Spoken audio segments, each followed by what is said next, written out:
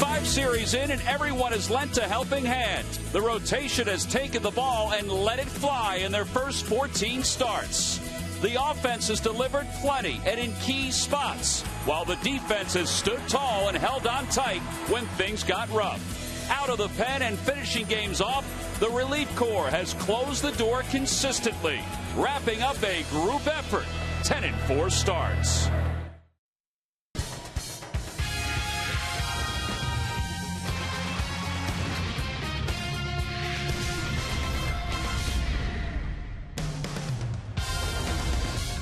As the Phillies and their fans welcome in the Milwaukee Brewers to Citizens Bank Park, they can look at their 10-4 record and realize that everybody has contributed. What has that contribution led to? Well, a first-place start for the Phillies as they begin play tonight, 2 games ahead of the Florida Marlins in the National League East. Hi, everybody. I'm Tom McCarthy, along with Gary Matthews. Wheels will be along in just a little bit. Everybody has contributed so far, Sarge, to this start. And over the last couple of years, one of the unsung heroes for the Phillies has been their catcher, Carlos Ruiz. Yeah, and the amazing thing is, Tom, he hits in the 8th position in the lineup. Very difficult to do. Why? You have the pitcher behind you. Now take a look here at this grand slam. He came off the bench to do that there against Atlanta. That ball sails out of the ballpark there. You can see there Snyder saying, hey, way to go. He's improved as a hitter, too. A lot more patient there at the plate. Look at that arm. This guy could win a Gold Glove one day. He jumps on bunts, and look at this sacrifice fly there. That happened to be his 12th winning RBI there of his career. This guy here is on to some good things offensively. His doubles right there could be a little bit better. I like that 318 average, though, Tom. Well, he's become such a disciplined hitter by hitting in the number 8 spot most of the time. Charlie Manuel's lifted him to the 7 hole this year out of necessity, and there are times that Charlie feels like he can hit Ruiz even higher. So he'll be back behind the plate tonight as the Phillies get set to begin this 3-game series. Joe Blanton trying to right his ship. He'll be opposed by right-hander Sean Markham, who's had some good success against the Phillies in 3 career starts. Well, the Prince is in town. Prince Fielder hit over 400 against the Phillies last year. They'll try to quiet him this week. The lineups at first pitch when we return.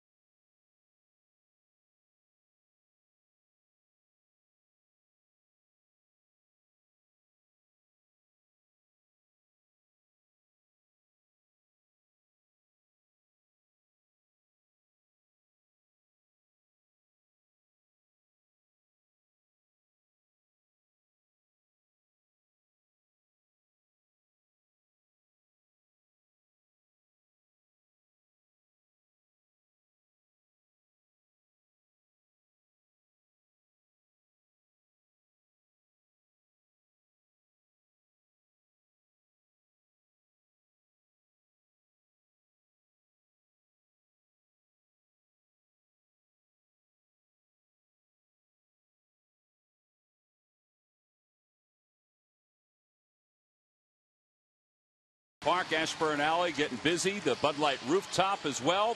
And the Phillies welcome in the Milwaukee Brewers for game one of a 3-game series. Ron Renicki's in his first year as the skipper of the Brewers. And, you know, he's been here before with the Angels as a coach, but he's really going over the ground rules with Marvin Hudson and Pete Mackanin.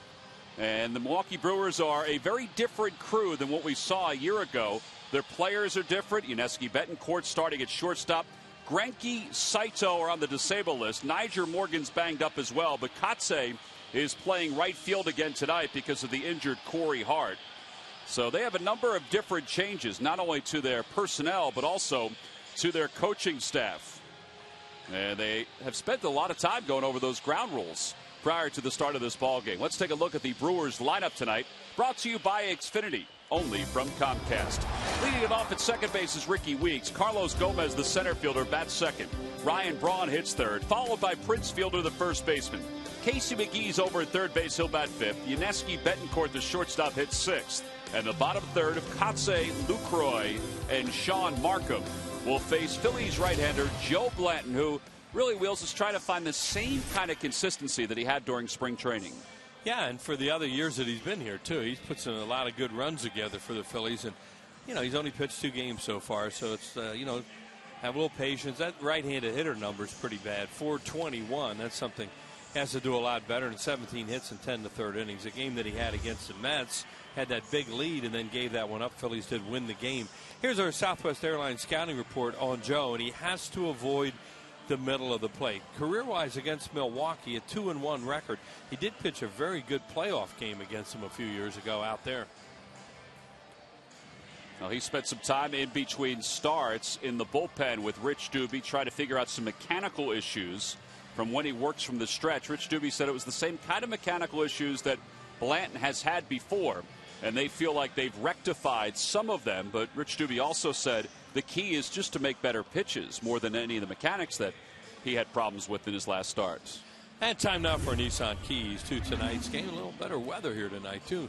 Kind of a pleasant night here as Joe gets ready to go. And, well, the Brewers, they've been really streaky early here in this season. Right now on a bad streak, and the Phillies would like to keep it that way. They just got swept in Washington. Sean Markham, their pitcher tonight, will pitch backwards as good as anybody, and he uses his changeup very effectively. And Ron Renicki took over for Ken Maka in November of last year, had been the bench coach for the last 5 seasons for Mike Scioscia in Anaheim, and was the third base coach prior to that. So his first year as a manager in the majors. And the first pitch to Ricky Weeks is in there for a strike. So we're underway on this Monday night. And Ron played here for a couple of years, too. Back in the 80s, he's switch hitter, was an outfielder, did a lot of pinch hitting. Ricky Weeks coming off a year in which he hit 29 home runs for the Milwaukee Brewers. He was healthy all of last year and healthy again this season. Overall hitting .290, has 4 home runs and 7 runs batted in. But quickly Blanton's ahead. No balls and 2 strikes.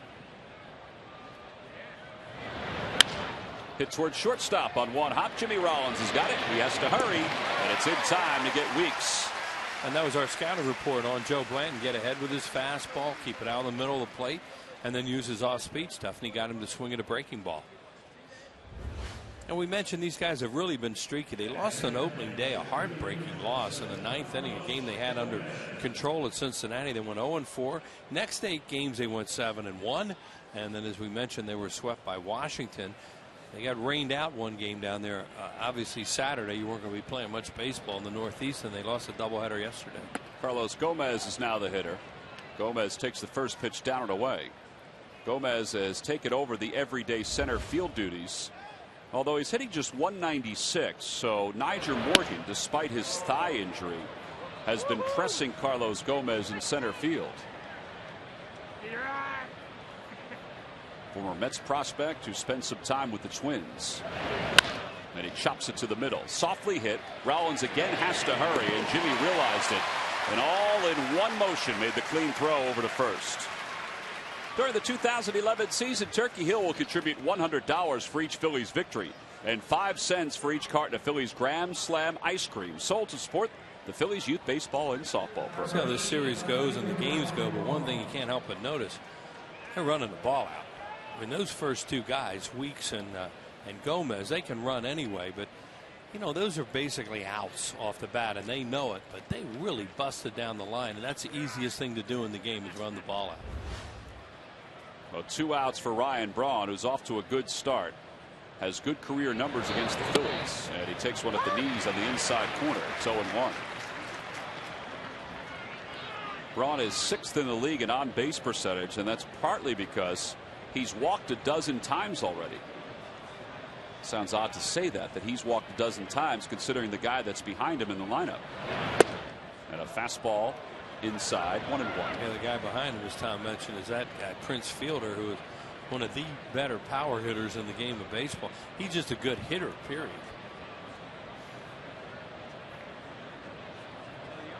Braun last year, 25 home runs, 103 RBIs. And another strike. He missed his spot, but he got the inside part of the plate. It's 1-2. And Braun's kicking himself a little bit too for that. That pitch was right where he could nail it. Among Major League Baseball's leaders in hits since 2009. Not too many guys will be able to catch Ichiro. And a ground ball foul past Ed Cedar in the third base coach's box. Well, man, I'd have been born yet. Guys that are going to catch Ichiro. That guy. That's just different what he does. Marvin Hudson is the home plate umpire. Tim McClellan, the veteran, is the crew chief over at first. Ted Barrett at second. And Brian Runge over at third. And a breaking ball ripped into left, the first hit of the night.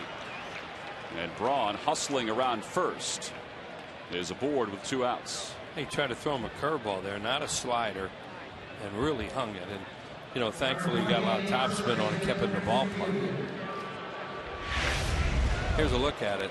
Yeah, there's a curveball, big old Livan Hernandez type of hook, or Roy Oswalt, and that was kind of teed up. That's the alley-oop curve that Charlie Manuel called it the other day. First time I heard that term, the alley-oop curve. And only as he can say alley-oop too.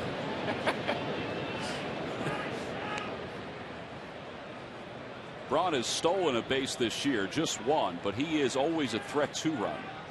Although with Fielder up there, you wouldn't imagine he would take off, but we'll see.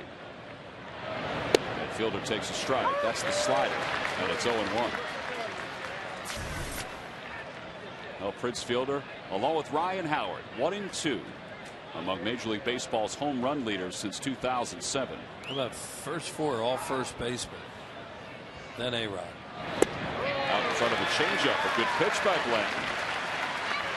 Fielder is first in the league in RBIs with 16. He was the player of the week already once this year in the National League. 0-2 the count. Swing and a miss. He got it. Threw a changeup that kept on fading away. First strikeout for Blanton. He gets Fielder, and the side is retired. No runs, 1 hit, 1 man left, and a dandy of a changeup from Joe Blanton to Prince Fielder to finish up the top of the first. The Phillies coming up.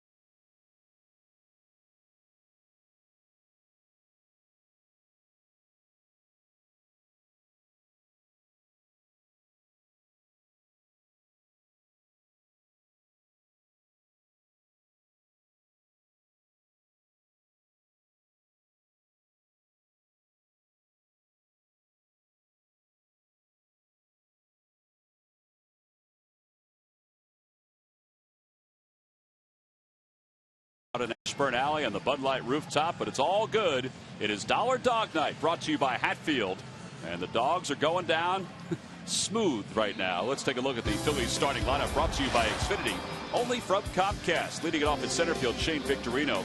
Placido Polanco, the third baseman, bats second, followed by the shortstop, Jimmy Rollins. Ryan Howard is the first baseman. Ben Francisco's in right, he'll bat fifth. Raul Ibanez hits sixth. And then the bottom third of Carlos Ruiz, who's been red hot, Wilson Valdez, and Joe Blanton. And they will face 29-year-old right-hander Sean Markham, who's in the final year of a deal. He was acquired by the Brewers this past offseason from the Blue Jays. Pretty good pitcher.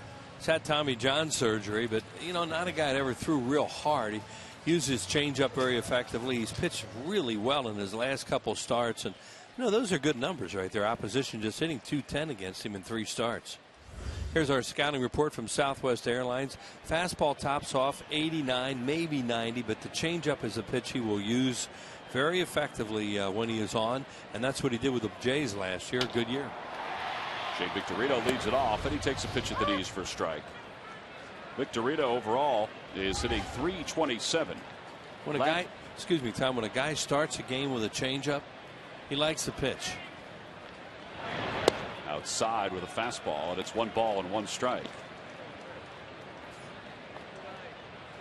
Saw Victorino's numbers last year against the Brewers. Overall, he's a .301 career hitter. Markham, though, has done a nice job against the Phillies during his career. Well, like most teams, want to hit fastballs, and Markham has thrown 3 pitches tonight, 2 changeups. And that's what he's going to do a lot of. And last year, he pitched a great game here on a Saturday afternoon with the Jays when they were the home team. And the Phillies never adjusted to his changeup that afternoon. He beat him. Struck out 6, allowed just 1 run, and another changeup. And Victorino is down on strikes, 1 away here in the first. You know it's coming. You know, they've seen him enough times, read enough scouting reports that that's what you're going to see throughout the night. And he's going to throw it there and see what you can do with it. Well, Placido Polanco got the Phillies off on a good note yesterday in the first inning. Yeah, it looked like it was going to be a 10-9 game maybe, the way the wind was blowing out to right field yesterday, but that was the only long ball. First home run since July of last year. He's hit in 6 straight. His average is the 7th best in the National League, and he takes a fastball for strike 1.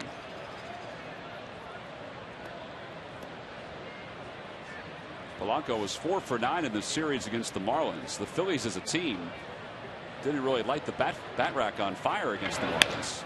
But Polanco keeps on hitting. He just serves that one right into center field. That's 7 consecutive games for Placido Polanco. Polanco's the kind of guy that can hit off-speed pitchers too, because he stays back so well and his swing's so short. And off-speed guys love guys with big swings. And Polanco's the kind of guy that can hit anybody. But especially those guys that kind of dink and dunk it up there, because he can wait. 1 away for Rollins, overall hitting .298 after going 1 for 7 against Florida. Rollins hovering around the 300 mark for most of this year. He's hit in 11 of 14 games so far. Still, it is strange to see just 1 RBI for Rollins so far. On the Toyota Major League scoreboard, Red Sox earlier today, it's Patriots Day up in Boston. They won it 9-1. Jed Lowry, 4 hits, including a home run. And Daisuke was really good in that game today. They've won 3 in a row. On the inside corner with a changeup, 1 ball and 1 strike to Rollins. Really playing Jimmy Rollins a pull in the outfield. A lot of teams don't do this necessarily with Jimmy, but because of the fact that Markham doesn't have a whole lot of velocity, they're swung way over.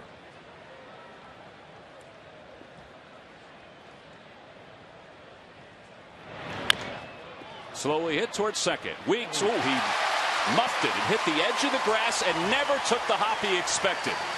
It'll be an error charge to Weeks, and they've been a very good defensive team this year. That's only their 6th error of the season. Yeah, this thing really changes direction, and Weeks had already shifted his body to catch it and throw to second.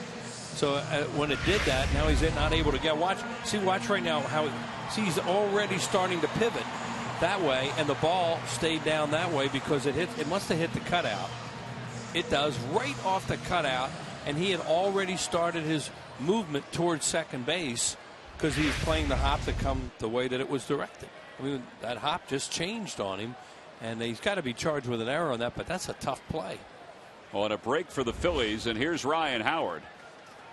Howard overall hitting .288, among the leaders in RBIs with 14. Wasn't going to be a double play, but you could see he was going to make the play to second, get the force on Polanco.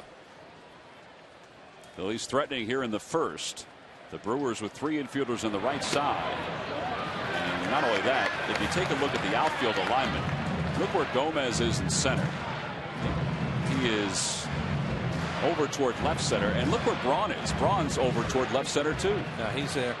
And even though this guy, you have a tendency to pull him, they think Ryan Howard's going to hit the ball the other way, especially in the air. Out in front, 1 ball and 1 strike. Ron Renicky is a charts guy. He is a disciple of Mike Scioscia. Now, Mike Scioscia doesn't use the spray charts overwhelmingly with the Angels, but they've been together for a long time. And he's like Joe Madden, where he'll rely on those spray charts to a T and won't always deviate from them. And if the charts say that Howard hits a lot of balls to the gap in left center field, or hits a lot of sharply hit ground balls to the right side, well, that's how he's going to align the defense. And you see the distribution. 10 of Ryan's 13 hits have gone either to center or to left. Yeah, and he does. When he hits the ball the other way, it's normally in the air, and when he pulls it, it's on the ground. So that's why they play him this way.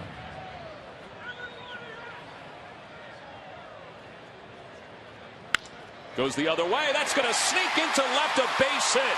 Well, you can forget about the spray charts on that one. Polanco's going to score, and Howard picks up his 15th RBI of the year. Ryan Howard doesn't often hit the ball that way like that, but he got a break as he took an outside pitch and just flicked it toward left. You know, it was a fastball, and it's almost like he was late on it because he's probably thinking changeup. He's really guarding against a changeup from this guy. So he throws him a fastball, a little bit late on it, and hits it right in the shortstop hole. And of course, with Ryan Howard, there's not going to be anybody in the shortstop hole. Now, in some cases, the third baseman could have been there if there hadn't been a runner on second. So everything's kind of working out for them right now in this inning. So 1-0 Phillies here in the bottom of the first. Francisco's the hitter. 0 for 2 lifetime against Markham. Takes a breaking ball on the outside corner for strike 1. Phillies did this in the 2 Florida games. They jumped out with runs in the first inning and then really shut it down. They didn't mean to shut it down, but the offense kind of shut down the rest of the way.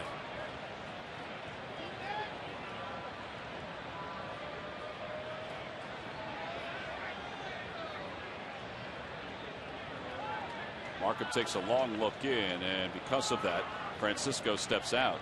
The Lucky McDonald's Phillies home run jackpot contestant is Phil Savers of Ben Salem. If the Phillies hit a home run at tonight's ball game, then Phil will win $100.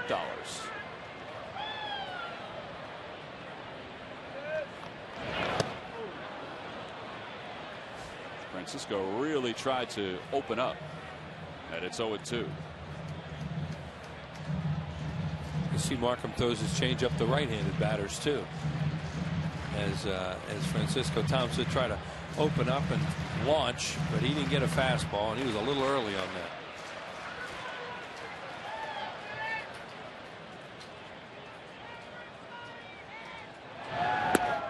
Mike Scioscia has quite a manager school working, doesn't he? He sure does. You mentioned Renicky and Madden, and also Bud Black. Bud Black from the Padres were coaches under Mike Scioscia.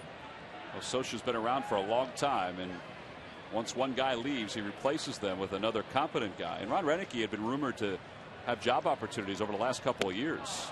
A swing and a miss, and Francisco is down on strikes on a changeup. And 2 outs. Well, we talked about it before the game started. You're just going to see this over and over and over from this guy, and it's just a matter of whether they can pick up on it or not.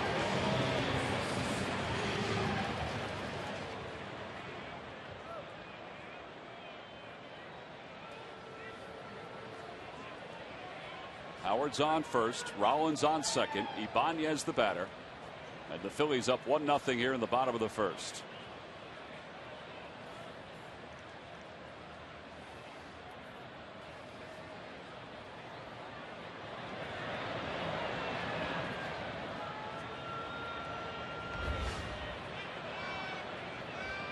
Ibanez's numbers overall, 10 runs batted in.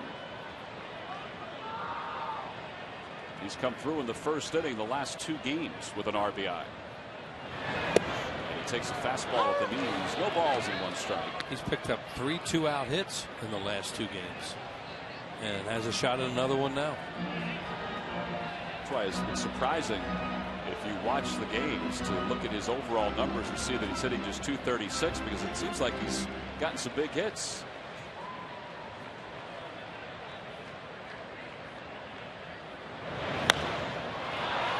Behind home, Lucroy will give it a look, but it'll be back into the Diamond Club. Markham must just have tremendous arm speed with his changeup. The swings that guys get on him. You know, they read the scouting reports, they watch the video, they know what's going to happen here tonight. And yet he's just really fooling these hitters. He got Ibanez way out in front of that changeup. And the other thing about him is he doesn't care what the count is. He's going to throw it any time. Missed all of 2009 with Tommy John surgery, which is why last year was kind of surprising that he was able to win 13 games and throw 195 innings. 0-2 the count to Ibanez. And the pitch. And he hits it behind the plate again. Out of play. Yeah, and then he'll come and throw a fastball, or in that case it was a cutter. He'll come and throw those kind of pitches, and they look like they're 100 miles an hour after that changeup. Well, he's already thrown 20 pitches. But as we've seen the last 2 games, that really hasn't mattered for the starting pitcher. No. No, it looked like the Phillies may have had two of them on the ropes with the Marlins. It didn't happen. Staying alive as he hits a changeup foul. That's the 10th changeup of this inning out of the 21 pitches he's thrown. It's a normal ratio. Usually it's at this point 10 fastballs out of 21. Oh yeah. Not for him. You know, that's the other thing, like you mentioned, coming back from Tommy John. Well, he wasn't a guy that was going to lose a lot of velocity or gain velocity from that operation. Again, the 0-2. Up high, 1-2.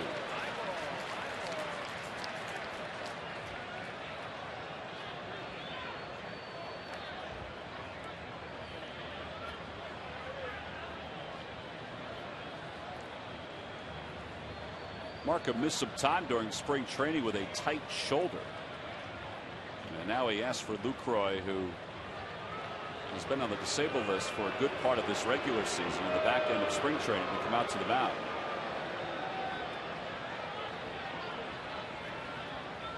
Rick Kranitz is the pitching coach. He's to the left of Ron Renicky.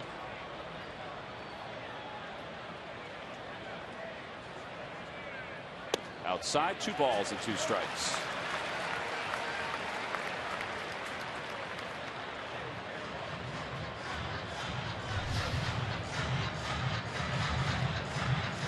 Three pitches for Markham. Phillies have scored a run, trying to add to their lead.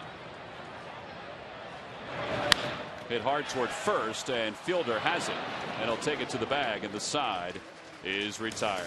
So Ryan Howard's base hit the opposite way gave the Phillies an early lead.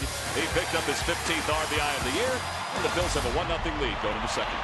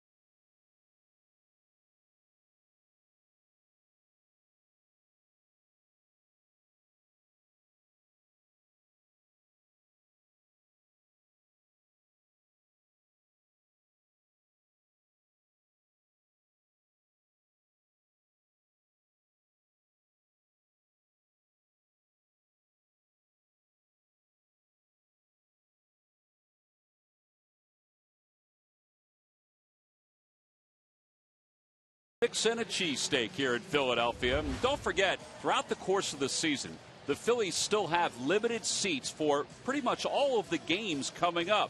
Go to Phillies.com for more information on what promotions are coming up, what games are available, and also a reminder that 500 standing room only tickets go on sale at the ballpark a few hours prior to each home game.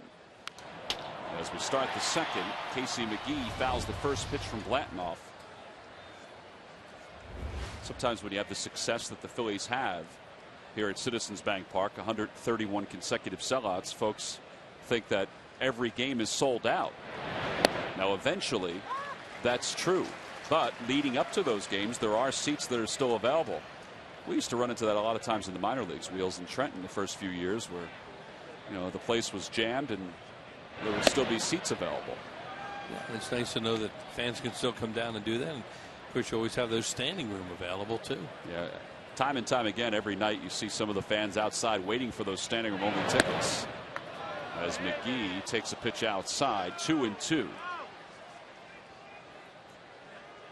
And there's some of those folks who have the standing room only tickets out along the concourse.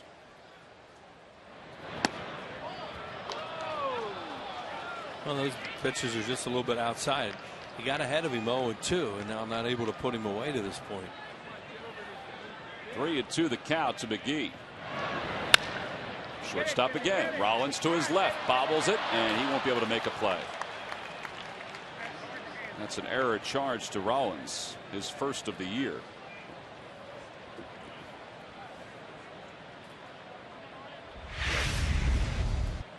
Jimmy Rollins is trying to get into that pivot mode that he likes to do, catch it, spin, and then throw and get a lot of momentum on it, and he doesn't catch the ball right there. It's right in the pocket of the glove and charged with an error. Mentioned the Phillies and the Brewers are two of the top teams defensively in the league this year. They both have made an error here in the first couple of innings as Betancourt fouls the first pitch off. It's a guy we haven't seen much of, played for a lot of years with the Seattle Mariners, and now over here is their everyday shortstop. And had quite a few at bats against Joe Blanton over there in the American League, played in the same division. Seattle, of course, with Oakland. Yeah, last year with Kansas City, he had 16 home runs. Back toward the middle. Blanton has it. Could be two. Had trouble getting it out of his glove. Rollins' turn is a good one. In time, 1-6-3. 2 outs. He doesn't run very well. Because as you said, Joe had a lot of trouble getting that ball out of his glove. Then made a good throw to Jimmy Rollins, but made it so that there was a potential for a blow up out there in contact. And Jimmy really gets out of the way well. It's a breaking ball. See, Joe can't quite get a grip. Now he gets it. Now watch Rollins jump, get out of the way, and then get a lot on the throw. Those guys are amazing the way they're able to do that. Those middle infielders time it that way. So Betancourt hits into the 1-6-3 double play. And here's Mark Kotsay. The veteran takes a pitch outside. Kotsay and Blanton were teammates in Oakland. And you see all the teams that Kotsay's played for in his career.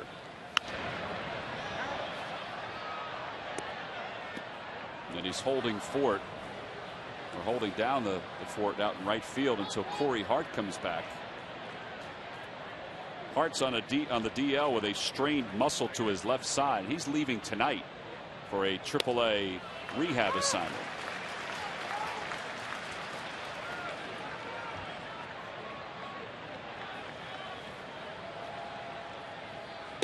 Breaking ball. Kotsay nearly off it.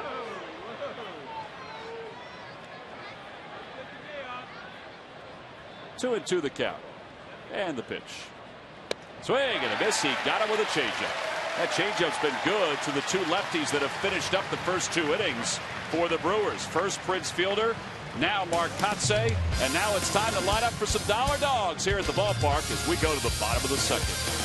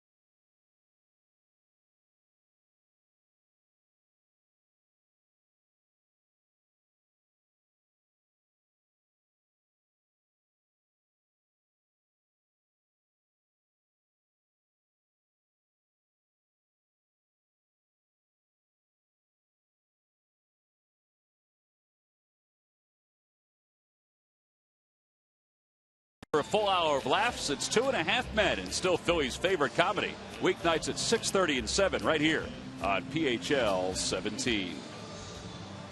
1-0 Phillies. We go to the bottom of the second. Carlos Ruiz leads it off. It'll be Ruiz, Valdez, and Blanton. Nice at bat by Carlos yesterday to get that breaking ball in the middle of the plate and hit the fly ball to center. Turned out to be the winning run. And he's behind in the count, no balls and 1 strike. Sarge said it during the open. He's had 12 game-winning RBIs in his career, which, you know, for a guy that hits 7th or 8th, that's pretty good. Very good.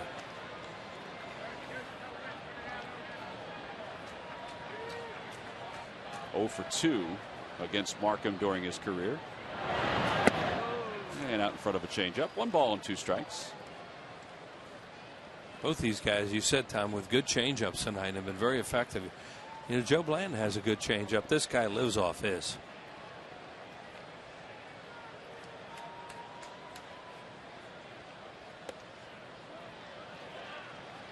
Brewers were looking for starting pitching help during this offseason, so they traded for Sean Markham and for Zach Greinke.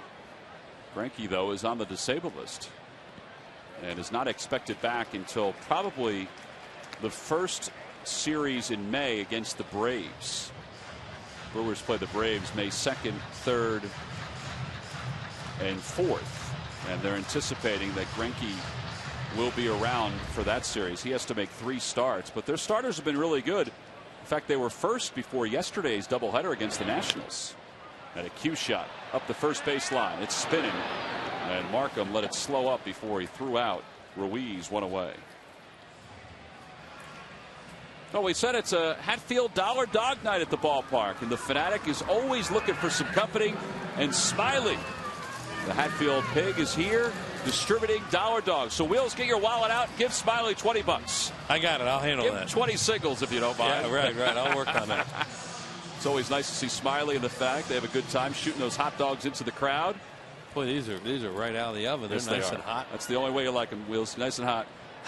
People are looking around now because Smiley just threw some dogs out into the crowd, but they weren't watching. They weren't ready for it. Here you go, buddy. There we go. There's another one. Valdez takes one off the outside corner. See, guys, if you're going to throw dogs into the crowd, you have to make sure they're looking. There we go. There we go.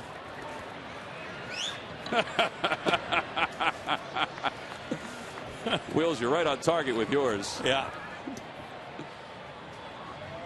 So far, so good. We haven't hurt anybody. No, you haven't. Yesterday, we were accosted by Harry Canary, and today, it's the Fanatic and Smiley. Betancourt spins, fires in time to get Valdez 2 away. Now, you think if we threw Yuniesky Betancourt a hot dog right now, he'd be able to make that same play? He made a heck of a play on that. He made the play that Jimmy was trying to make last time. Here it is right here. The shortstops like to do this because the momentum's taken them away. Instead of throwing across their body, they'll spin like that and then get a lot on the throw. And he does, and guns down Valdez. 2 gone here in the second. That's it for the hot dogs. No more dollar dogs left here, but plenty in the ballpark. Nice job, Smiley. Nice job, Fanatic. Friends forever. Here's the door. On the outside corner, 1-1 to Blanton.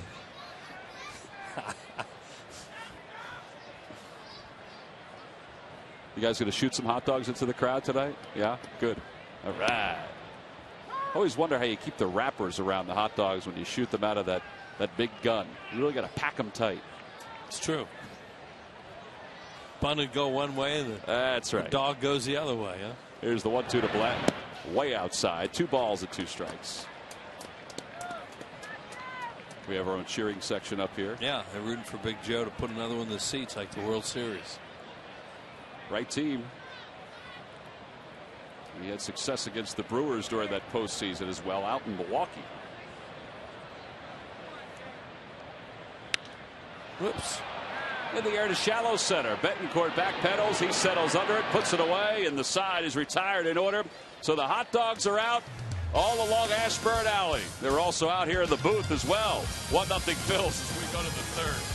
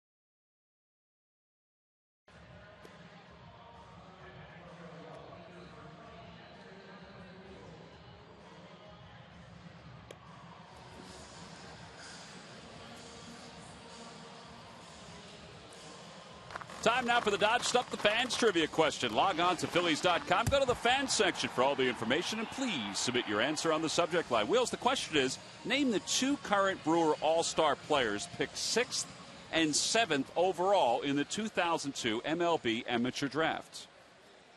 The answer will be revealed in the 7th inning. That 2002 draft was a good one. Cole Hamels was in that draft. Joe Blanton was in that draft as well, a first-round pick of the A's. They did okay, huh? The Brewers. And so did the Phillies. Jonathan Lucroy leads it off, and Lucroy bounces it back toward the middle, and it gets right by Rollins for a base hit. A lot of ground balls toward the middle of the diamond. Yeah, both these pitchers are throwing a lot of off-speed stuff, you know, and these guys are trying to hit it back through the middle. Hey, the Mets will be back in town for their second visit. They'll wind the series down on Sunday, May 1st, and there are limited seats still available for that ball game. A reminder, though, it's an 8 o'clock start. First pitch is around 8:05 or so. But if you hold tickets for that day, that's Sunday. It's not a day game. It's a night game because of national TV. Limited tickets available, as we said. Go to Phillies.com to make your purchase. Markham bunts it toward first, and Howard will just tag him out. So the sacrifice is successful.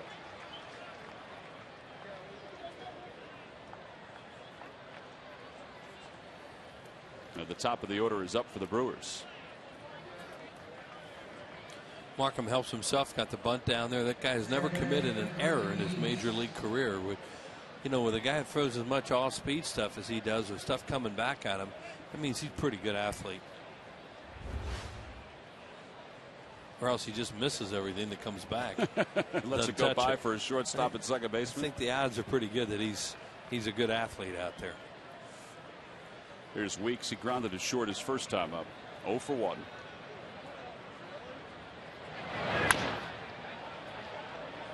And it's no balls and 1 strike. Ricky Weeks still has a little bit of that Gary Sheffield waggle with a bat. It seemed to get a little bit more when he first came up. He really tried to emulate Sheffield. And there are very few people who can get away with that kind of movement and then attack the baseball and not be late on it. Sheffield was just ridiculous how quick he was.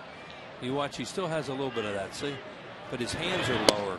When he first came up, his hands were a lot higher, and he would waggle that bat up high, and he really was late on a lot of stuff. Now you notice he's waggling it, but his hands are down, which can make him a little quicker. And because of that, the last 2 years, you saw his overall career average at 254, but it's rising. Well, this guy's a talent, and he's really strong, too. You know, he can give you a 1-0 lead a lot of games. Oh. That's a good pitch, though. You know, he's spotting his fastball. So far, so good tonight. Keeping it out of the middle of the plate.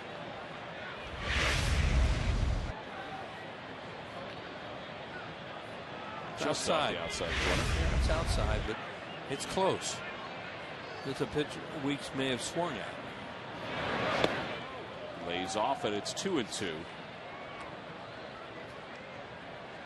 Wheels mentioned Weeks could give his team a 1-0 lead to lead off a ball game. He has 33 leadoff home runs.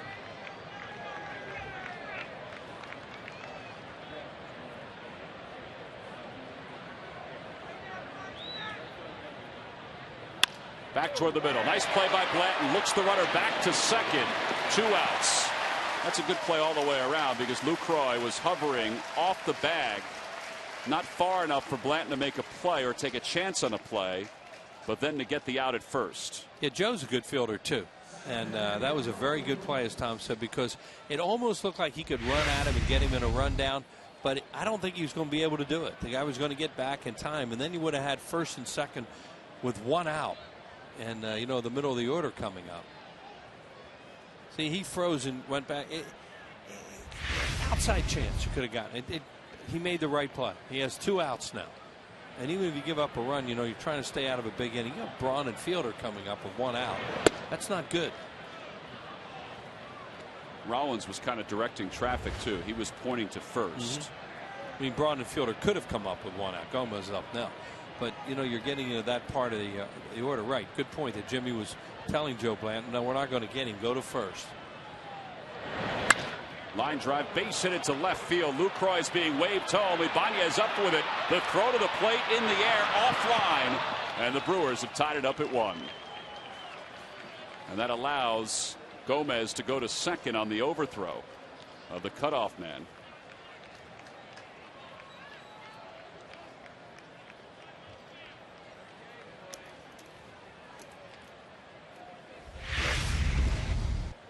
It looked like he hit a fastball hard in the hole, and Ibanez thinks he has a shot at him at the plate, and he kind of airmails the cutoff man there, not even a chance. And right away, Carlos Ruiz saw there was no way they had a play at the plate. He was trying to come forward and catch that and prevent Gomez from going to second or throw him out.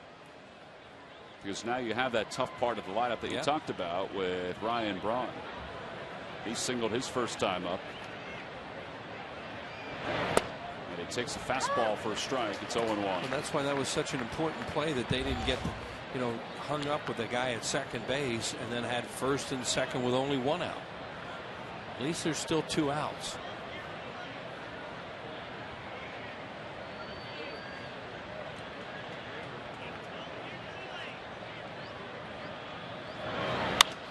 Opposite way, no balls and 2 strikes to Braun.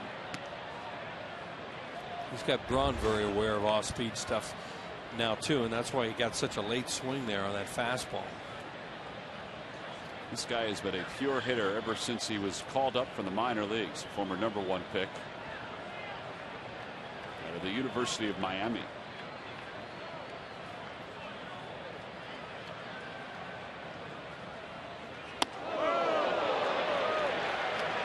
He wanted a high fastball there, and he happened to give him a little bow tie too, which is not the worst thing in the world. Now if you're Braun, you think you're going to get something away. See, Carlos wants it up. He didn't necessarily want it up and in, but that has a guys are just not used to pitches inside in today's game. It used to be such a big part of baseball. Now they hardly ever have anything like that happen to them. 1-2 the count to Braun. They go away. He breaks his bat and flares it into right, a base hit, and the Brewers are going to take the lead. Gomez scores easily from second, an RBI single by Braun, and it's 2-1 Milwaukee. And there's where that mistake, allowing him to move into scoring position, cost you a run. Made a pretty good pitch, a fastball on Braun. It was supposed to be away. It looked like it tailed in on him a little bit. What are you going to do? The guy breaks his bat in half. It's supposed to be away. It comes back onto the inner half of the plate, and he fights it off. That guy can really run too, that Gomez. I remember when he came up with the Mets. I thought, whoa, can he fly? 10 RBIs now for Braun. He's 2 for 2, and here's Fielder, who struck out his first time up. And a fastball on the outside corner.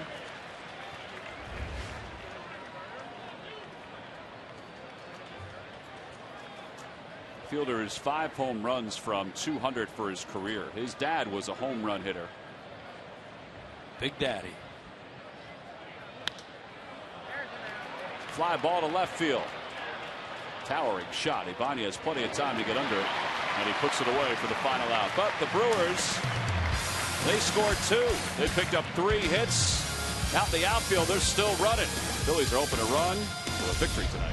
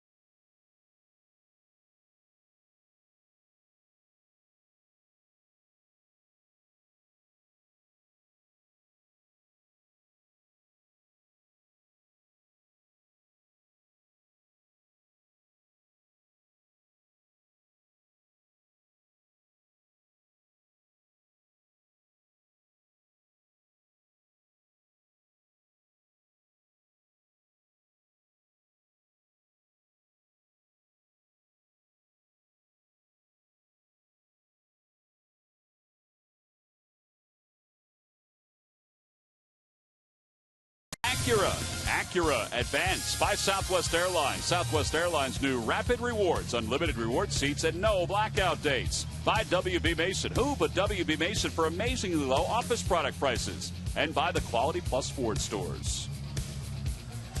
Bottom of the third, Phil's trail at 2-1. Brewers scored 2 in their half of the third. And here's Victorino, who struck out his first time up.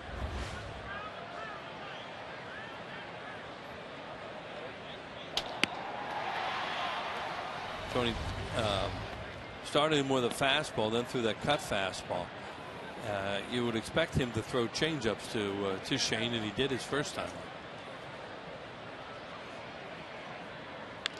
Another cutter inside, and it's 1 ball and 2 strikes. I always wonder sometimes when a pitcher is successful one time through the lineup, how much does he change, even though he's successful, the second time through, just so hitters know that he has something else in his repertoire? Yeah, and sometimes they'll hold something back too. But in this guy's case, they just know he's going to throw change up at any time. That's his out pitch. Like there that. It is, yeah. 1-3 on the putout, 1 away. Follow the Phillies with MLB.com @BAT11 app for your iPhone, iPad, Android, or BlackBerry. Get live audio, pitch-by-pitch tracking, video highlights, and more. Text @BAT to 31826 or visit Phillies.com for details.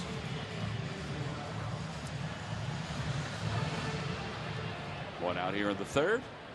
And Placido Polanco, who started the rally for the Phillies in the first, is up for the second time.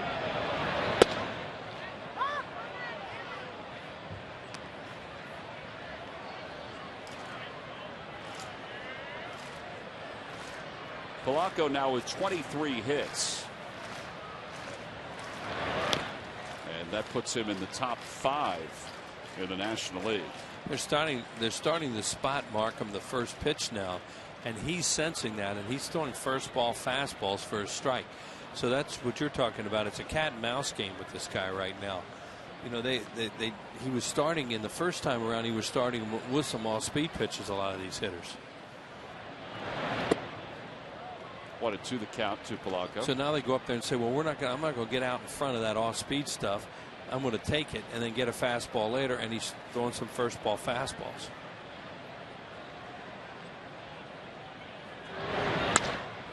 Another ball to center field, another base hit for Polanco.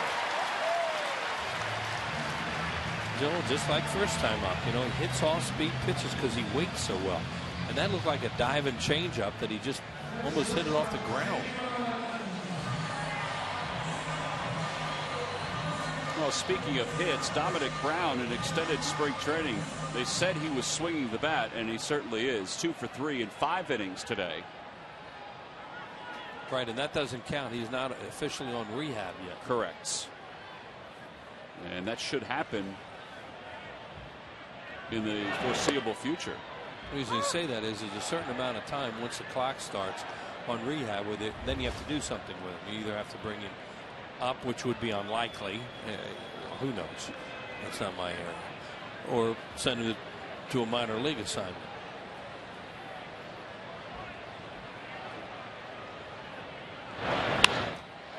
Rollins to center field, playable for Gomez. 2 outs. So Polanco goes back to first. Got jammed with a changeup then, and really upset with himself. You can see he never got his arms out.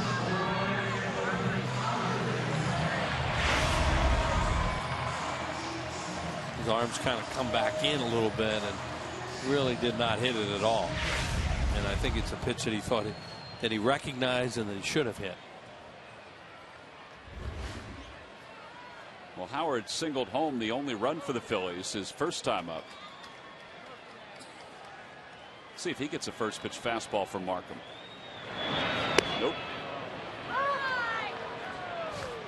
Wouldn't expect him to get a first pitch fastball. No, and it looked like he threw a breaking ball, and I don't know how many of them he's thrown tonight. Not too many. That almost looked like a curveball, and that's his 4th pitch.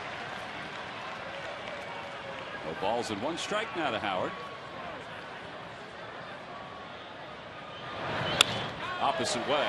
A flare to left, and Braun comes in and makes the catch. And the side is retired. No runs, a hit, one man left for the Phillies. We're through 3 here at Citizens Bank Park with the Phils down 1.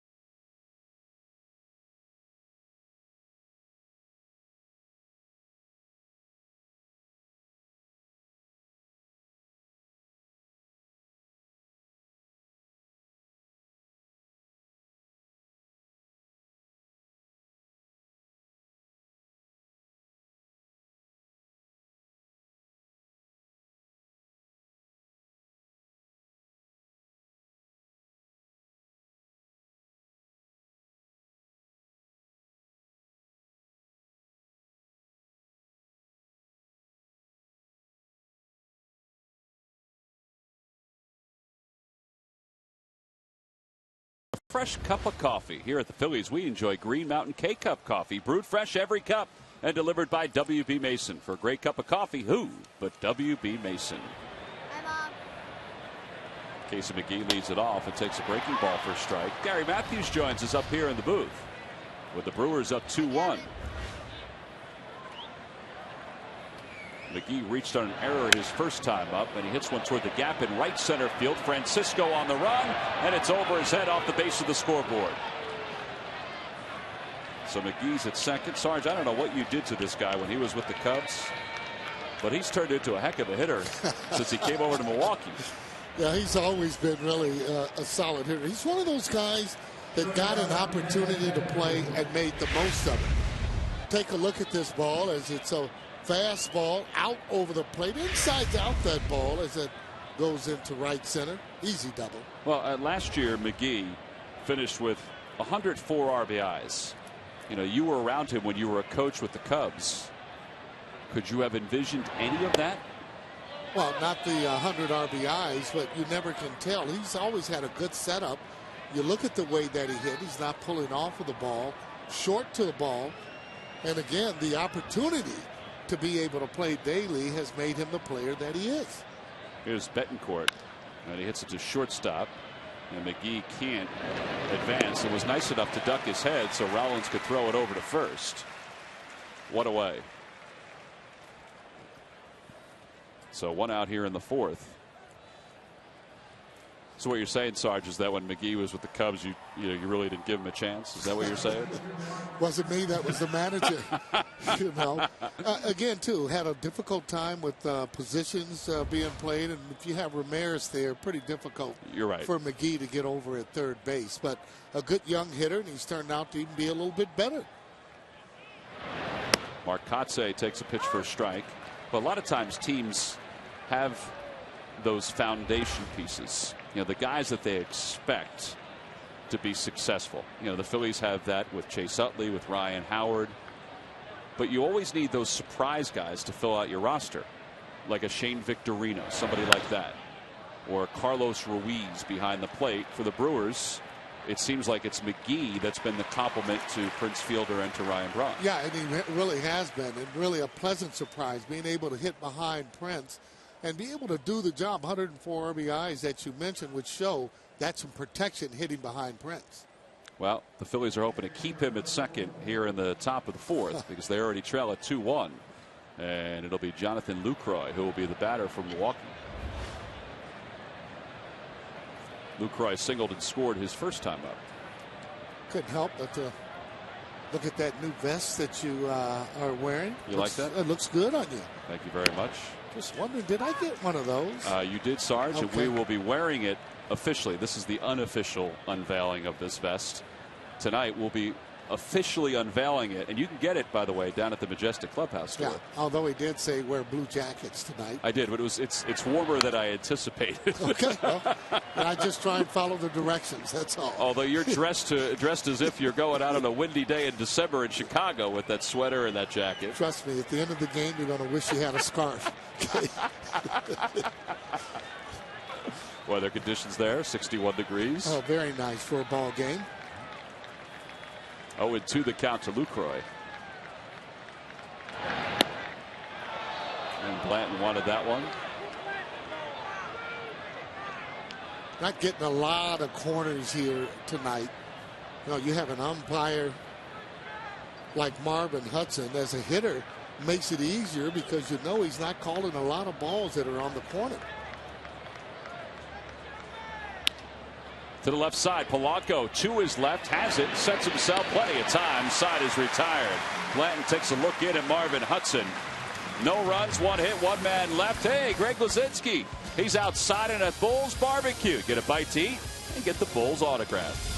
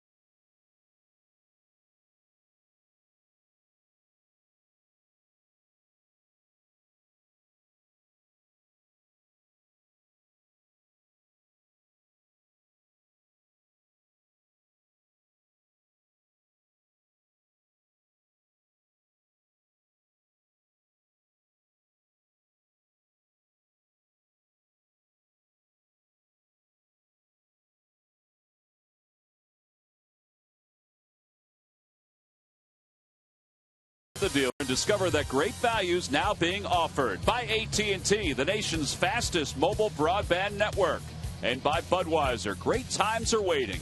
Grab some buds. Last of the fourth, Phil's trail it by 1. Phillies have managed 3 hits against Sean Markham. 5, 6, and 7 due up. Francisco Ibanez and Ruiz. And a fastball for a strike.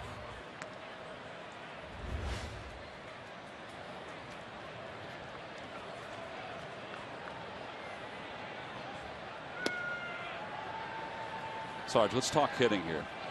Markham's throwing all these changeups the first 3 innings. Now he's still throwing them. But Wheels mentioned how now he's starting the hitters off with that first pitch fastball, with the exception of Howard, who he threw the curve to. Second time through the lineup, when you see all those changeups, are you looking changeup or are you still looking fastball? Well, for me, his fastball's a changeup. So I'm just really trying to make sure I stay really up the middle with him. You don't want to overswing and just maybe get that ball down some. McGee at third throws out Francisco. He's the type of pitcher, though, that likes to tease the hitters and meaning not throwing quality strikes. So you got to make them throw strikes. Don't be afraid to hit with 2 strikes. And I've noticed with 2 strikes, he's starting to elevate the ball and hope guys will swing at it for those little easy fly balls.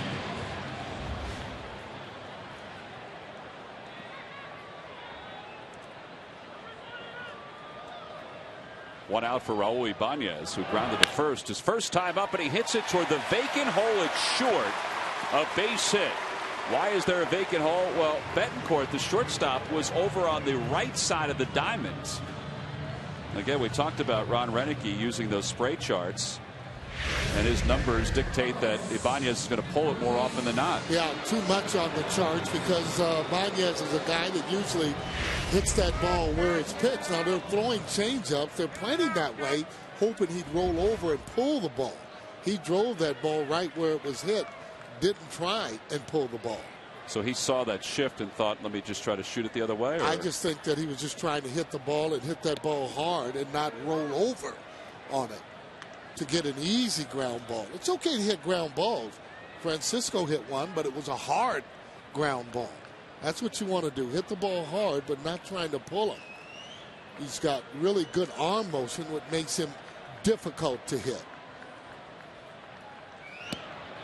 0-2 the count to Ruiz. And he'll make you swing harder and harder, where you almost want to look at him almost like batting practice, not over swinging at all. Okay? Just making sure you make solid contact. Easier said than done. Easier said than done, but it's a good point.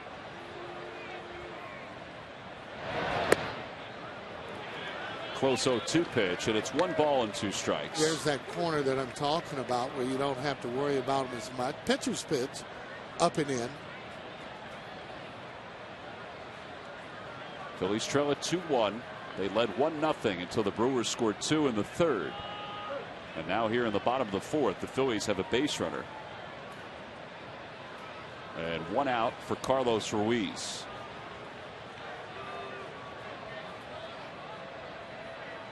Here's the 1-2.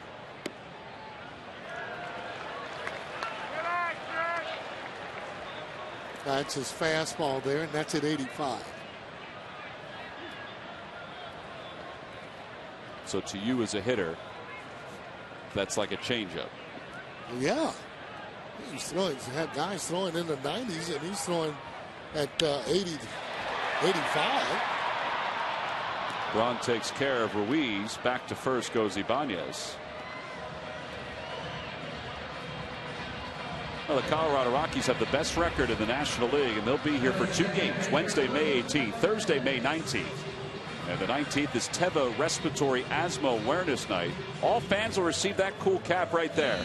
You can get your tickets now by going to Phillies.com. Limited seats are available for both of those games. Are they surprising you this year with the way they're playing? Oh, boy. I don't think anyone picked them to be on top of it. Yeah, they have a good ball club. Looking at the way San Francisco played last year, along with San Diego, really, you shouldn't be surprised. But they're playing well. They're doing it with pitching, doing it with hitting, clutch hitting. Tulowitzki, their fine shortstop, off to a great year. Houston Street, their closer, got hurt, I guess, when we played them during the playoffs. He didn't pitch very much or came back at the end. Well, he's off to a good start, too. 1-1 the count to Valdez. There's Chase Utley. Valdez is playing second for Chase once again. Just to kind of put it in perspective, Valdez has hit in 8 of the 11 games he's played for Chase. His average is the 4th best among second basemen in the National League. That's not too shabby. No,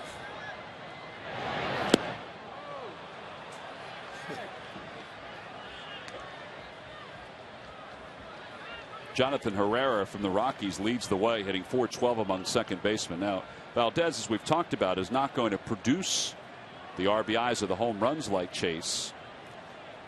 But defensively, he's played well. And, you know, as the number 8 hitter, he's had some key hits. He's hit well with runners in scoring position. 2-2 the count. And earlier today, Chase Utley continued his rehabilitation back from the tendonitis in his knee. That's some of the sights that Chase put together at the ballpark today. Running, doing some shuttles, and he's always taking ground balls, and he's always hitting in the cage. So, again, all of this is kind of the next step. And you hope that his return is imminent. Well, they need him, to say the least, just with the power alone. No, but the thing is, you can do that right now. But when you're playing in the way that Chase plays, he plays the game so hard. From sliding, stopping. That's going to be the key once you get back into the regular game on whether or not he's able to come back the next day or so with no soreness. It's just an injury that when you have that injury, it makes it where it's difficult for you to really stop. Line drive, base hit it to left center field. Ibanez around second. He'll stop there. Boy, Gomez got to that ball quickly.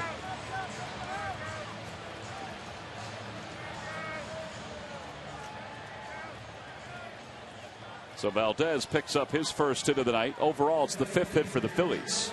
Yeah, that's good base running right there. You just don't want to run into an out unless you know that you can make it over there to third. You don't want to make that last out at third base. Ibanez not taking any chances. Talking to Yuniesky Betancourt, who he's familiar with from his days in the American League.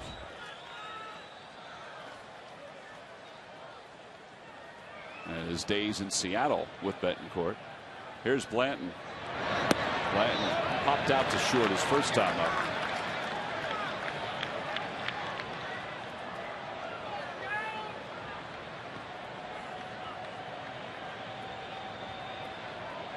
Ibanez is going to have to go. Center fielder and right fielder are playing pretty shallow. Brown and left is pretty deep. Base hit, even with 2 outs, it's going to be difficult for him to score. High chopper. Markham set himself and made the play simultaneously, and the side is retired. No runs, a couple hits. The Phils leave 2. We're through 4, and the Phillies still trail it by 1.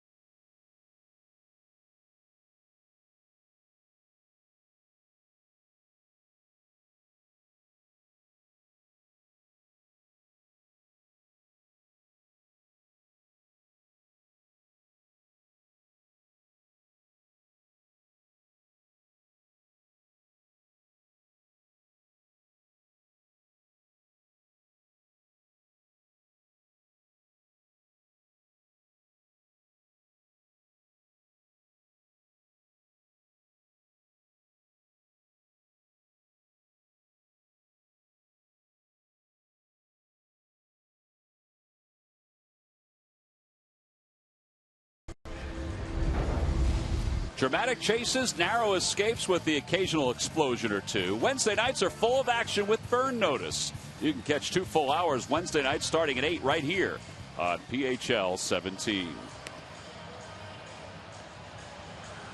Phillies and the Brewers, their first and only meeting here at Philadelphia during the regular season. And the Phillies trail at 2-1 as we go to the top of the 5th. Joe Blanton, who has struggled in his first 2 starts. He was kind of humming along against the Mets in his first start. He was up 7-0 and the Mets tied that game at 7. He struggled for 1 big inning there and struggled against the Washington Nationals. He's been pretty good here tonight. Yeah, getting those first pitch strikes, keeping the ball down out of the middle of the plate. 1-1 the count to Sean Markham, who sacrificed his first time up. Joe's pitch count.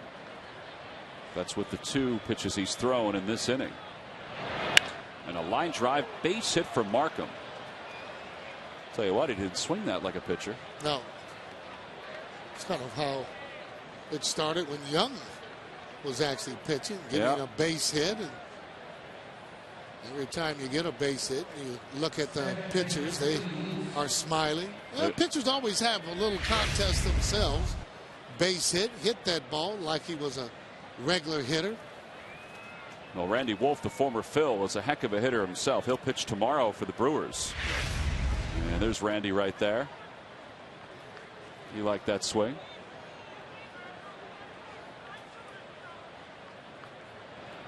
Here's Ricky Weeks, who's 0 for 2.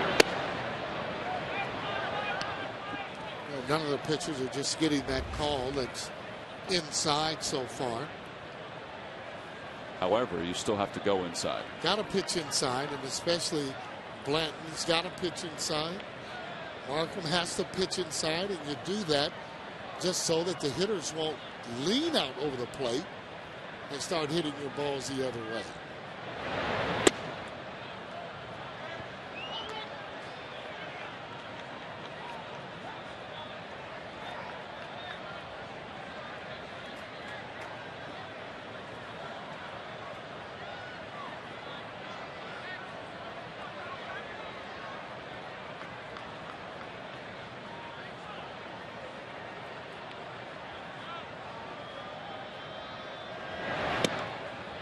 Fastball for a strike. 2-1 the count.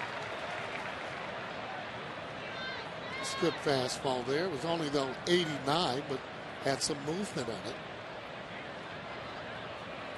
Blanton, in his last 12 home starts during the regular season here at Citizens Bank Park, is 5-0. His ERA is high, but he still has won 5 games without any losses. Phillies as a team are 11-1 in those starts. The only loss was one last year. And you see his career numbers here at this ballpark, not too shabby. I like the wins. Losses are good. ERA's up a little high in the 4s. 2-2 the count to Weeks. Yeah, even that game against the Mets, the Phillies wound up winning that ball game. Those 3 balls have all been fastballs that have been inside, up and in. That's a pitch, however, that so far hitters haven't been offering at it. An umpire has not been calling it. Slowly hit toward third. Polanco has one play. That's to first, and they get Weeks. Up to second goes Markham.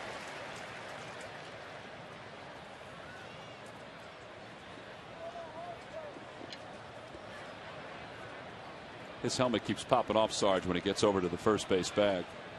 Unlike you, who tossed his helmet off every time he left the batter's box. Yeah, and I tell you what, though, he's got pretty good speed as it goes down. And see, that's the reason why I didn't want the helmet on. See how that helmet going over his eyes and his face? Hard to run like that. So if it were up to you on the base paths, you wouldn't wear the helmet?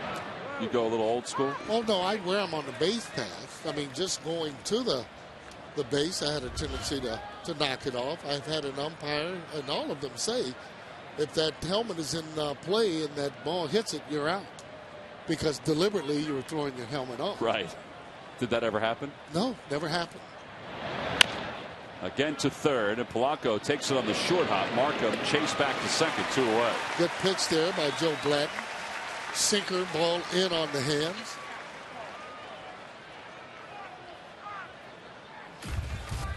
There it is. Now you see, for me, that helmet would be back and just go, and this go. You can see right there where that helmet is. I mean, how can you see the base? Well, you can't. You know where it is because you can see Ryan Howard, but you know it's. You can get yourself hurt. Oh boy. So when the umpires told you that if the helmet was in fair territory and the ball hit it, you'd be out, what'd you tell them? Well, it's just the way I played. I just kept flipping it. You know, you don't talk back to the umpires at all. You just go, okay, oh, all right. You didn't tell them, you know, you worry about your job, I'll worry about mine? Of course not. You know, I got a hit, you know. They're behind the plate every now and then. But at least, though, we were able to talk to the umpires in those days. 1 ball, no strikes the count to Braun, who's 2 for 2 with an RBI. And inside 2-0. Well, you don't like him pitching behind the hitters. That's kind of what he's been doing. You start that on power hitters there and you make a mistake, you could be in trouble.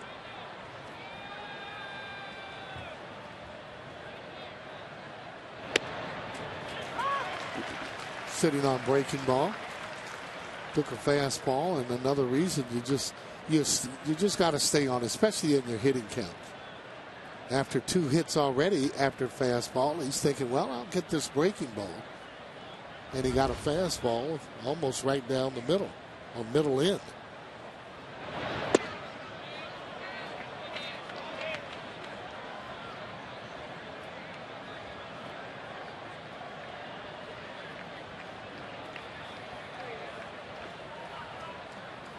Now he's behind 3-1 to Ryan Braun.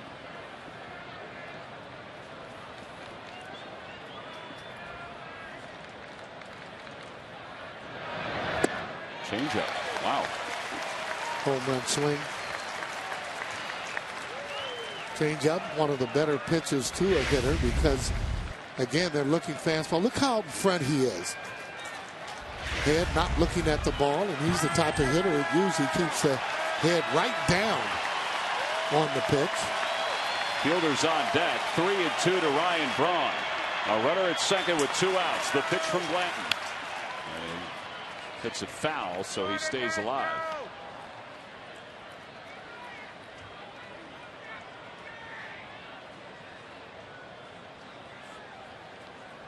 Trying to keep this at a 1-run game with the meat of the order up for Milwaukee.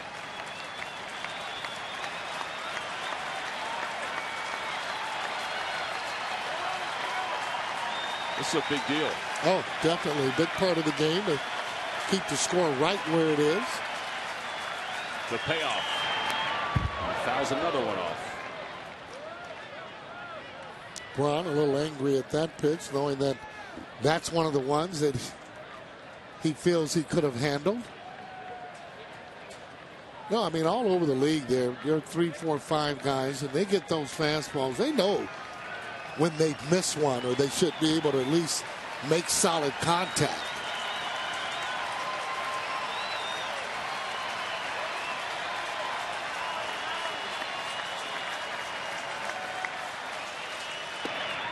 Checked his swing. That's a good pitch. Boy, that is a good pitch. He may have missed his spot a little bit, but it looked like it was right around the plate. I thought he hit the spot only because it was a breaking ball going down. You know, I think what he did end up fooling Marvin Hudson. Take a look at this pitch here.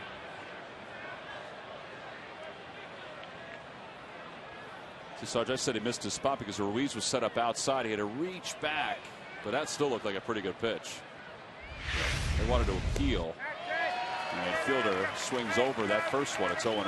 Well, he's been getting Fielder on those changeups and a gut one. That's what a right-handed pitcher needs to be able to get left-handers out, is Either that good split, good changeup, something off speed. Yes, sir.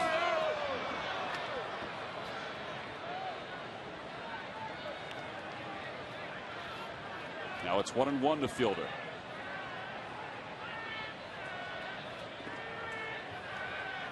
Two on, 2 outs. Here at the top of the 5th. That's a heck of a catch by a fan in the first row of the Hall of Fame club. That gentleman right there also sporting some kind of a vest. Copycat. Take a look here as he ends up catching that ball there. One hand. I know a little bit about that one hand there, Tom. Yes, sir. Well, you got to like that, though. Swing and a miss. He got him. Fielder down on strikes for the second time tonight. The same pitch as the first inning. Another changeup from Big Joe Blanton. He leaves 2, big spot in the game. He comes up big by getting Prince Fielder. No runs, 1 hit, 2 men left, and a nasty changeup to the Prince.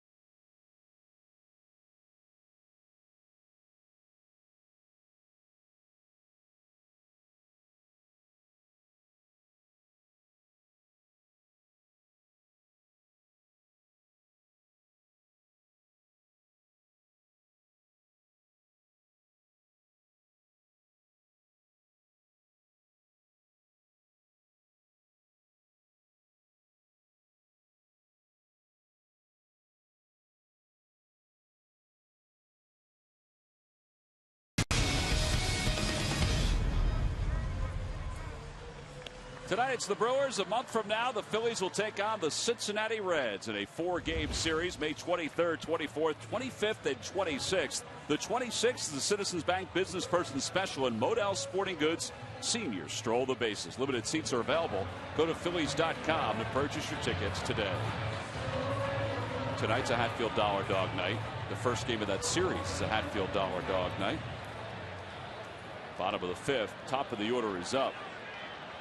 Speaking of the Cincinnati Reds, on the Toyota Major League scoreboard, they trail the Pirates 6-1 at the top of the 4th. First place Reds. Yeah, Pittsburgh, though, is giving them all they want and then some. The way they've been playing and hitting that ball.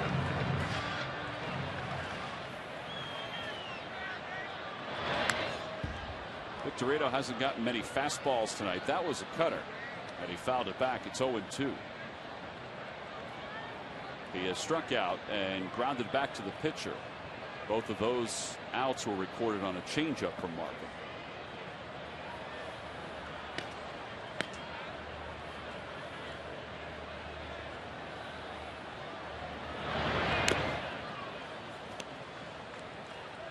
Just a little uncomfortable there with the swing. A little bit undecided.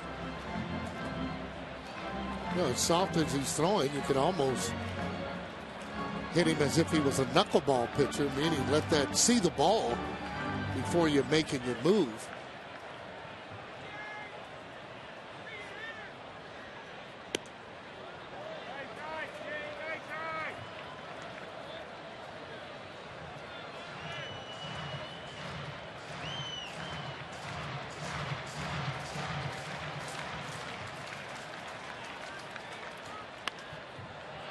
Popped up third base side.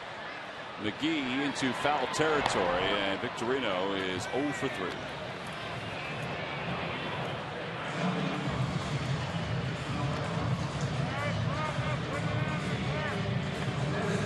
Now, when you hear people talk about a comfortable 0 for 3, 0 for 4, this is exactly what they're talking about. Where you can make contact, but you're not making really good contact. And these type of pitchers, they frustrate hitters. You know you should be hitting them and hitting them hard. Well, Polanco's hit Markham tonight. He's 2 for 2.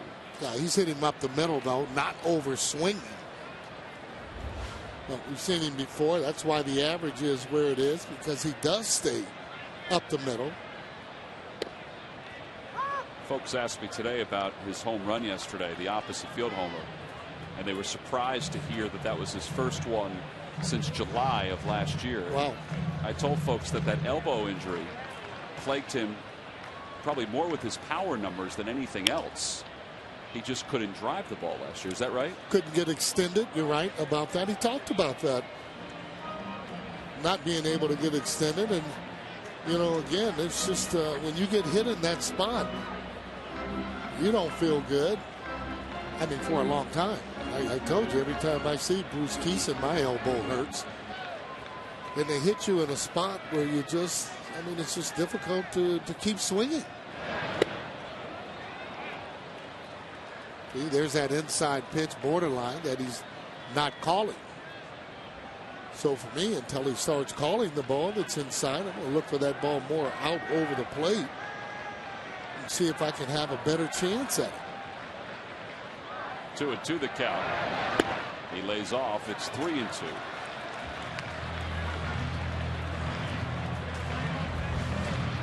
See the distribution of outs for Markham. He's not going to strike a lot of guys out. Although last year he did have 165 strikeouts in 195 innings. He's got good arm motion, I can tell you that, on his pitches, and that will make him a little more difficult to hit. Little number in front of the plate. Lucroy calls off the pitcher, and he throws out Polanco. I think Markham may have hurt himself.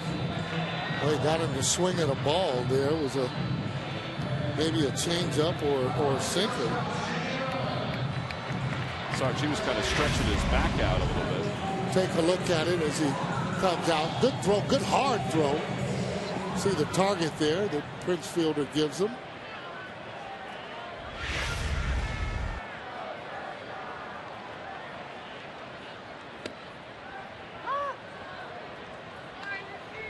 Well, now Rollins, who reached on an error his first time up, fly to center his last time.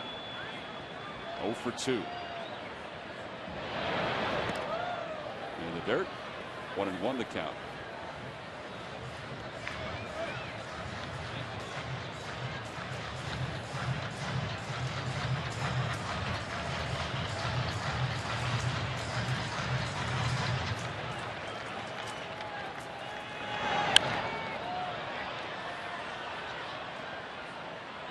Brewers, once they get everybody back healthy, and everybody means Zach Greinke, they will have a pretty good rotation with Markham, Randy Wolf, Giovanni Gallardo, and Zach Greinke leading the way. And you have to throw Chris Narveson in. He's starting now. I guess you could say in place of Greinke. It's not a bad rotation, though, Sarge. No, I think they have pretty good. They got a pretty good team.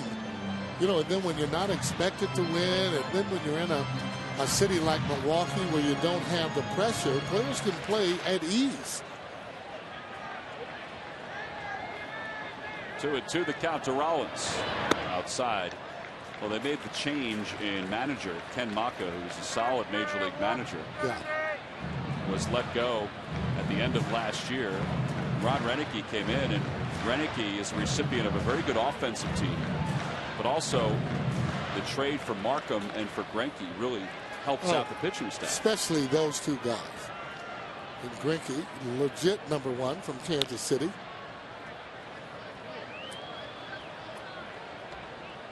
Well, he throws around the plate just enough to make you swing at pitches that normally you wouldn't swing at.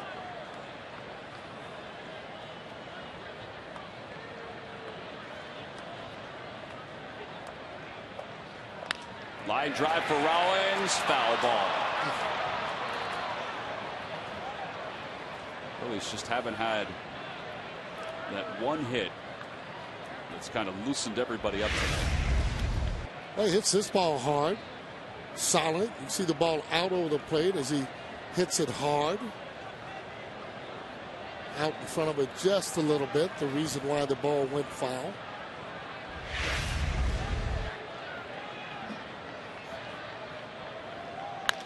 It's that one hard, but right at fielder. And fielder retires Rollins. 1, 2, 3 go the Phillies here in the fifth. They go down in order. Harry, the K's busy tonight, as it is every night here at Citizens Bank Park.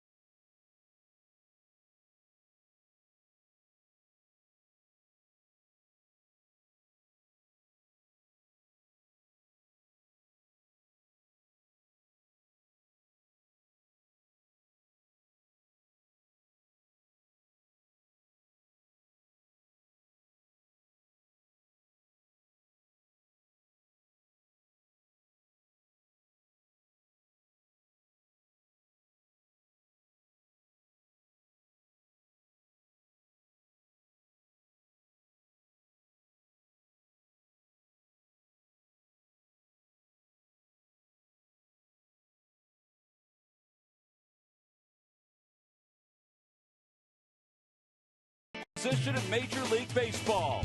Back in a Phillies uniform, back on the mound, and back in command. Number 33 was dominating in the District of Columbia. Out of his left hand and into Chooch's glove, 12 Nationals went down by strikeout. Cliff Lee fired his 6th career shutout and did it with just 99 pitches. This complete game performance is brought to you by Independence Blue Cross. We're here for you every step of the way. Well, Cliff Lee will pitch for the Phillies on Wednesday to wind down this series. So far, the Phillies trail this one 2-1. And Smiley and the Fanatic at work in between innings. Hatfield Dollar Dog Night here at the ballpark. One of the problems for Smiley was that he went out to entertain the crowd, and the Fanatic decided to leave him out on the field. As McGee pops up the first pitch to short, 1 away. Good fastball. That's what you like him to do. First pitch strikes, but quality strikes. Well, the Phillies are trailing tonight 2-1, Sarge, but one of the big storylines the first 2 weeks of the season has been, Joe Blanton's first 2 starts, because the starters have been solid. They've all had at least 1, if not 2 good outings, whereas Joe has not had a good outing yet. This is a good outing. This is a good outing, and obviously he is due.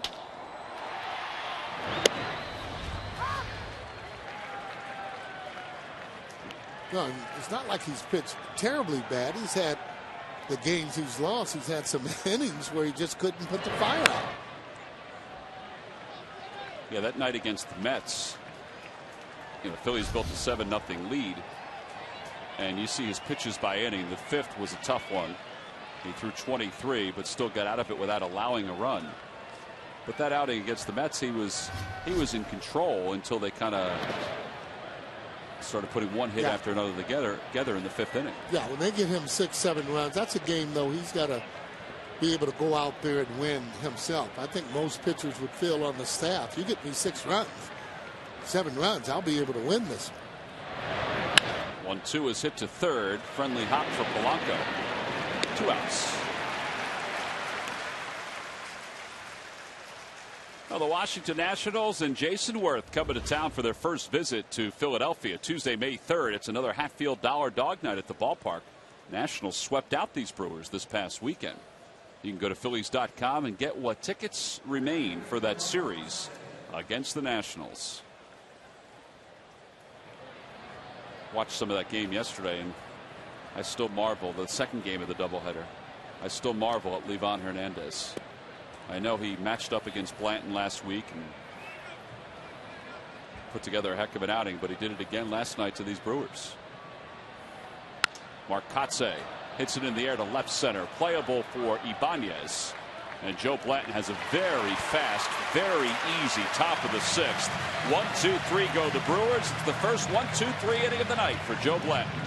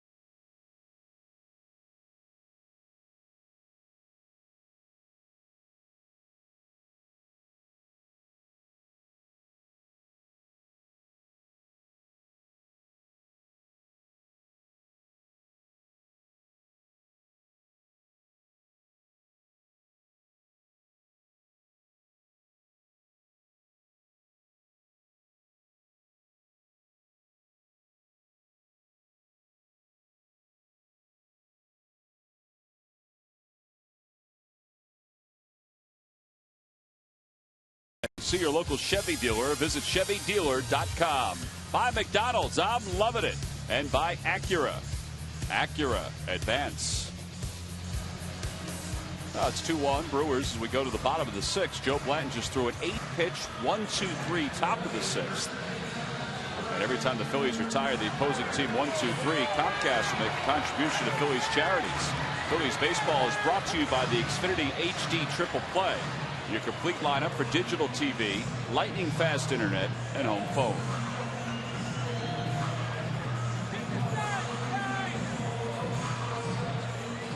Home half of the sixth. Folks munching on some dollar dogs in the background. And Ryan Howard settles in.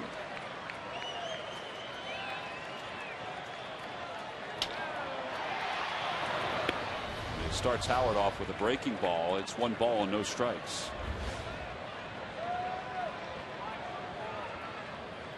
Ryan singled home the only run back in the first.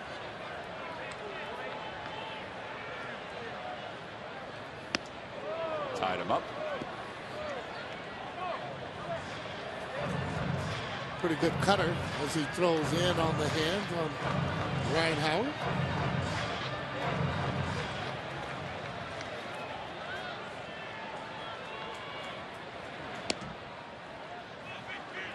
Sarge, we've seen that Marvin Hudson has been consistent, not calling the inside or outside part of the plate.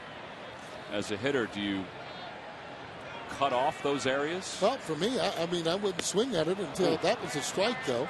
Pretty good changeup until he starts to call the ball inside. Therefore, I try and look at it out over the plate. But like I said, easier said than done when you're up at the plate and, you know, you see that pitch coming in. Here's the 2-2 to Howard. And a called strike 3 on the outside part of the plate. And he's down looking for the first out. That's a tough pitch to try and hit. See where it is as that ball comes in. Wow.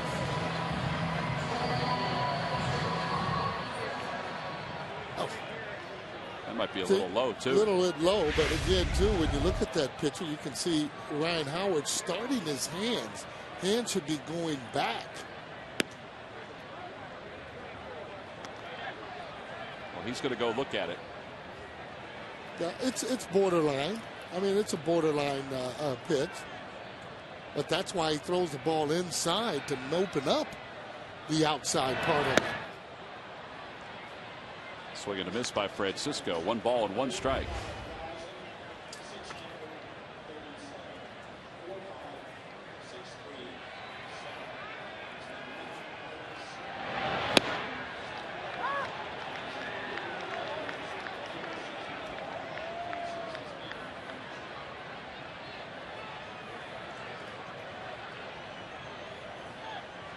One and 2 the count to Francisco. Phillies trail it by 1.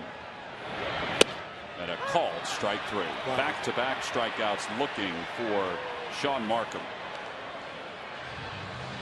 That's a cutter. And that ball's on the inside part of the plate. Pretty good pitch by Markham.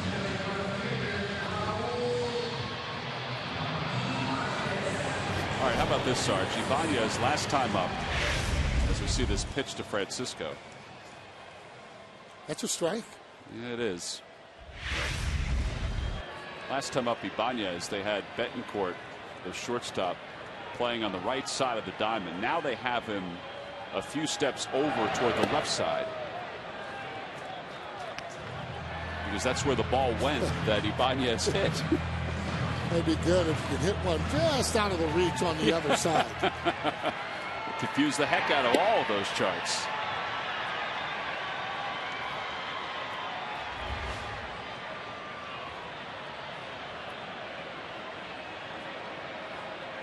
One ball, 1 strike the count to Ibanez. 1 for 2 tonight.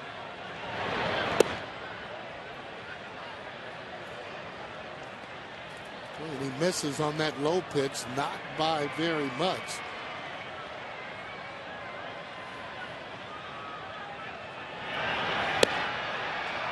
Change up, 2-2. On the Toyota Major League scoreboard, Giants are shutting out the Rockies 5-0. Pat Pearl hit a first inning home run. Ball must be flying out of Coors Field tonight. Oh boy. 3-run shot for Pat.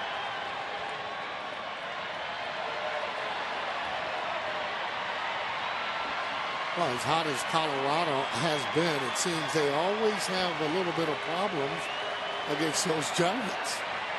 Giants play them pretty tough in their own ballpark.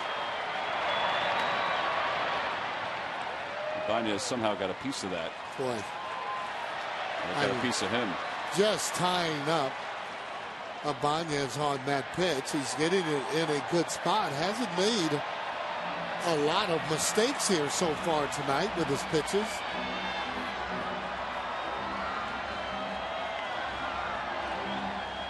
...101 pitches there for Markham. And he seems just to be kind of cruising along.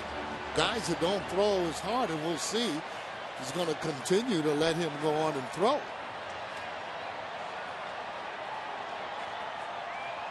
Swing and a miss. He just struck out the side here in the bottom of the 6th. 2 looking, 1 swinging. 1, 2, 3 go the Phils. 7 in a row retired by Markham.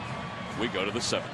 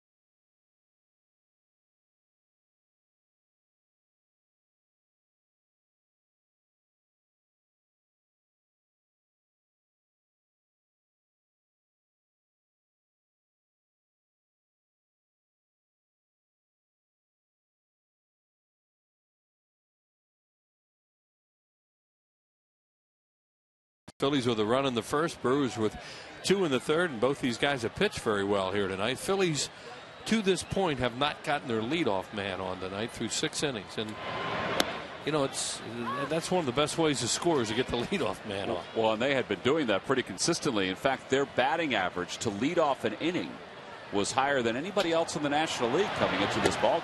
Taking a little hit tonight.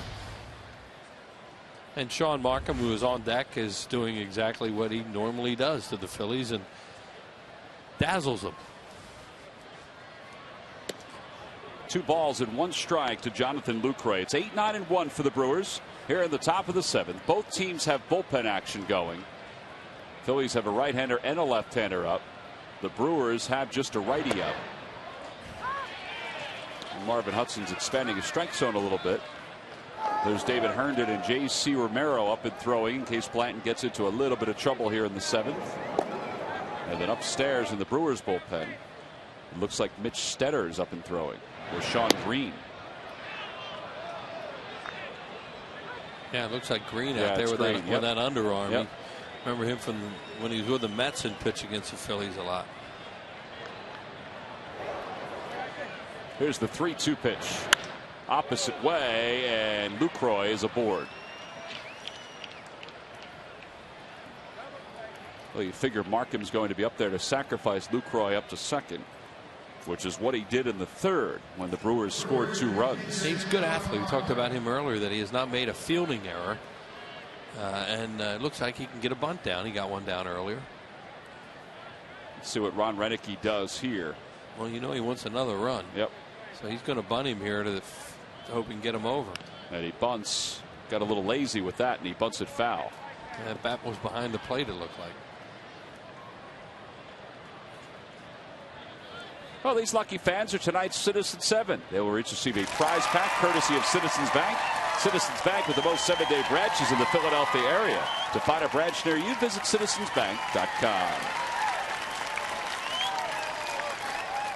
0-1 the count to Markham. And a breaking ball for a strike. It's 0-2. Well, that's a great pitch to throw if you can freeze a guy like it. It's a really easy pitch to bunt if he recognizes it. But in that case, he threw it right at Markham. He froze him and threw it for a strike. And now a little tougher now to bunt with 2 strikes. Markham took a look down at Ed Cedar in the third base coach's box. He does bunt, bunts it to the right of the mound. Blanton will get it to Valdez, and the sacrifice is successful.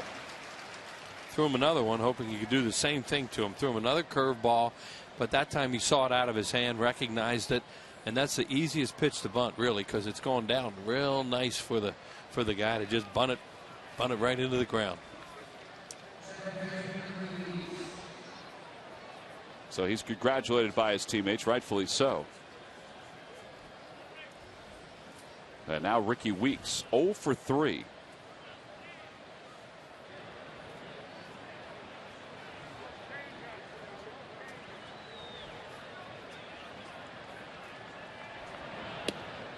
And he takes a pitch outside, and it's 1-0.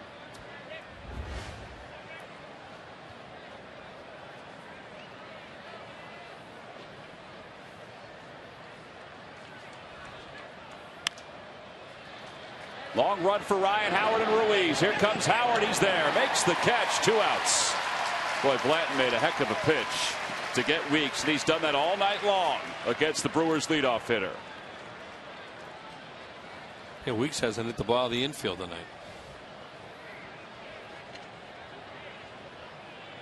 See what he threw him here. A little backup slider. See where it was supposed to be. It was supposed to be out away from him. And it was on the inside part of the plate. And, you know, we talked about it before. When pitchers throw a backup slider, they're not trying to throw it, but it sure can jam a hitter, or they'll jam themselves. And Ricky Weeks was swinging for a pitch that was supposed to be away, and it came right back on his hands. Well, Carlos Gomez, when Weeks was retired back in the 3rd, made Blanton pay with an RBI single to left, then went to second on the throw and scored a batter later with Ryan Braun. So let's see if he can get him here and keep this at a 1-run game.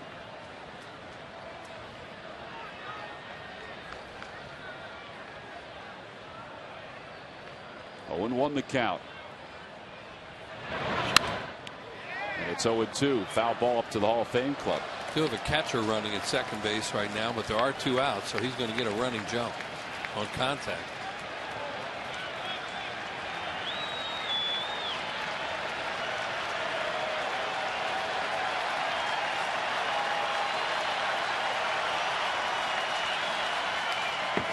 Just got a piece of it. He swung at ball 1, but he was just trying to protect.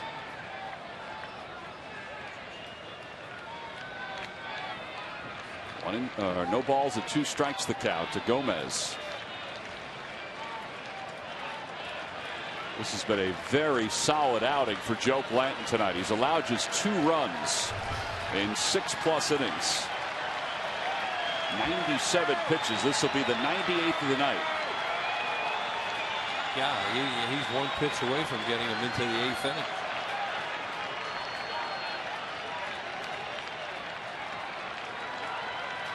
Here's the 0-2 pitch to Gomez. Swing and a miss. He got him. Ruiz applies the tag, and the side is retired. Heck of a job by Joe Blanton tonight. He's gone to his changeup not only against lefties but also to righties, and he's picked up some pretty big strikeouts. This was a big one with a runner in scoring position. It's time to stretch here in Philadelphia.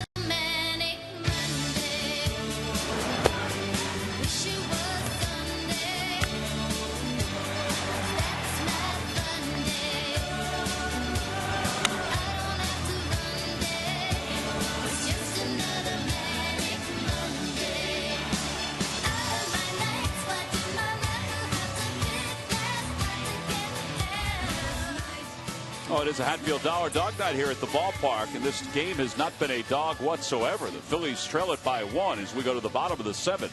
It's 2-1 Milwaukee. Phillies' only run came in the 1st. The Brewers' only 2 runs came in the 3rd. And the Brewers, after Sean Markham sacrificed in the top of the 7th, they'll lift Markham from this game, and they'll bring in right-hander Sean Green.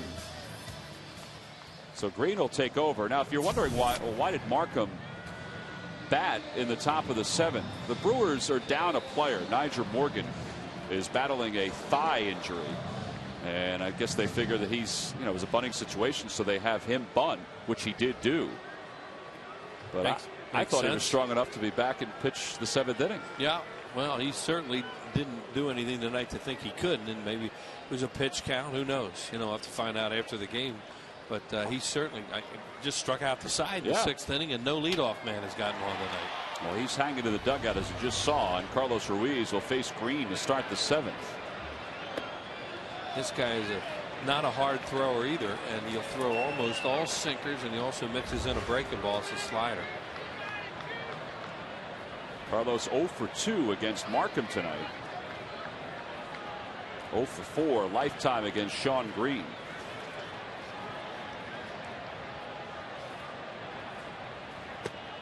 On the inside corner, and it's 1 ball and 1 strike. They're warming up a right-hander. It's Mitre. Used to be a starter. No left-hand. Oh, now I think they're getting they got Stetter up. Now. Stetter's actually stretching now. Right. You figured they'd get one up. There's Stetter. You figured they'd get a left-hander up for the pitcher spot in case the Phillies use Orr, Glode, one of those guys. Over toward the hole with short. Betancourt backhands. Has a little trouble, and fielder stayed on the bag.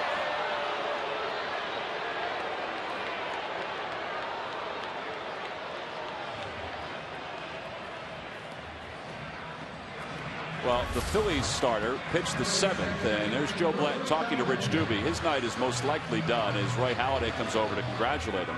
As Wheels mentioned, the pitcher spot is due up 3rd in this inning. So after 2 subpar outings to start the year, Blanton pitched very well tonight. As Matson and Romero are both throwing in the pen. Herndon has the jacket on. He was throwing earlier. He pitched 6 scoreless innings. He gave up 2 in the 1 inning. And really, the go-ahead run was set up on a poor throw from the outfield that allowed a runner to move into scoring position, who eventually scored. Here's Valdez. Valdez has a base hit tonight. He's 1 for 2. Pete Orr is out of the on-deck circle for the Phillies. Yeah, they're not going to show Glode in this spot. And the reason they're not going to show Glode is because of Stetter up. And if Renicky brings in Stetter to pitch to Orr, then they would put Mayberry up there. And that way, you know, you'd use up one of your left-handed pinch hitters without him hitting. But the guy they, you know, unfortunately for Pete Orr, he'd be the sacrificial lamb, so to speak. 1 ball, 1 strike, the count. Valdez thought about surprising everybody with a bunt. With McGee back at 3rd, Fielder back at 1st. And it's 1-2.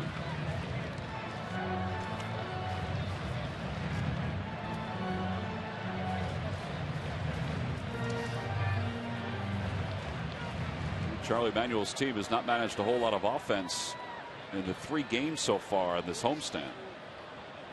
Boy, they playing Valdez the other way. What a huge gap in left center. And a pitch low, 2-2. We usually don't see it that much, except unless it's a pitcher. Look at this in left center field, and they're playing him over in the alleys this way and pitching him away. Figure there's no way he's going to pull Green.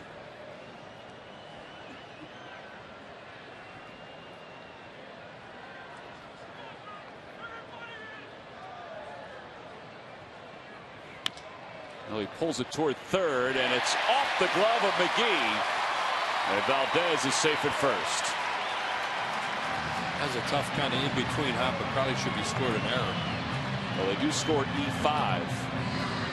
2nd error of the night for the Brewers. Here it is.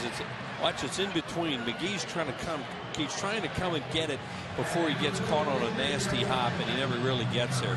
Here it is. It's hooking towards the line anyway. Just an error. That's all. He got a little leather on it to slow it out, but not a good play. Well, Ross Glode has been introduced as the pinch hitter for the Phillies. Ron Renicki's not making a move, so will be the righty Green against the lefty Glode after the error by McGee. So the Phils, with 1 out, have a base runner here in the bottom of the 7th. See Glode's career numbers as a pinch hitter. The Phillies have the best group of pinch hitters statistically this year. Glode is 1 for 3 with a couple walks against Green.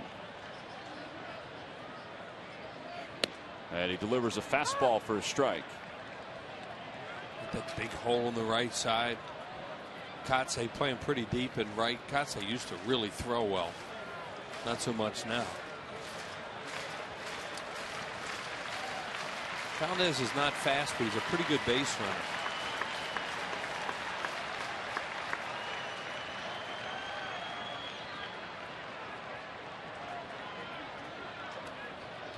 And he decides not to use a left-hander in this spot.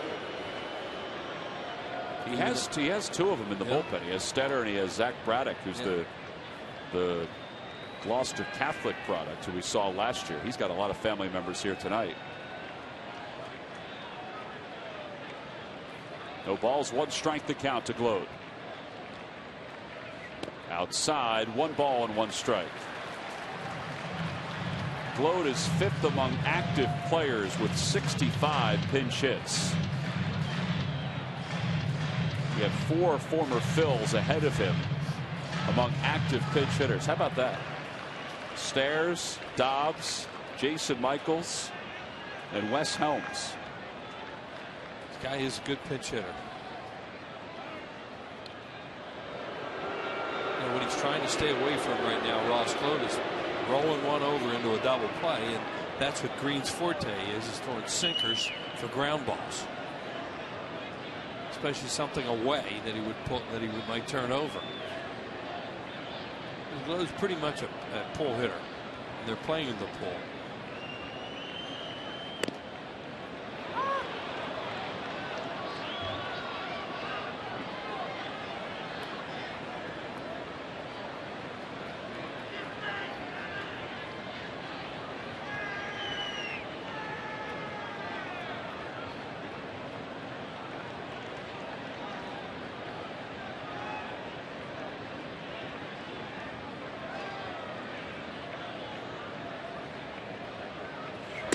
Outside, 2 balls and 2 strikes.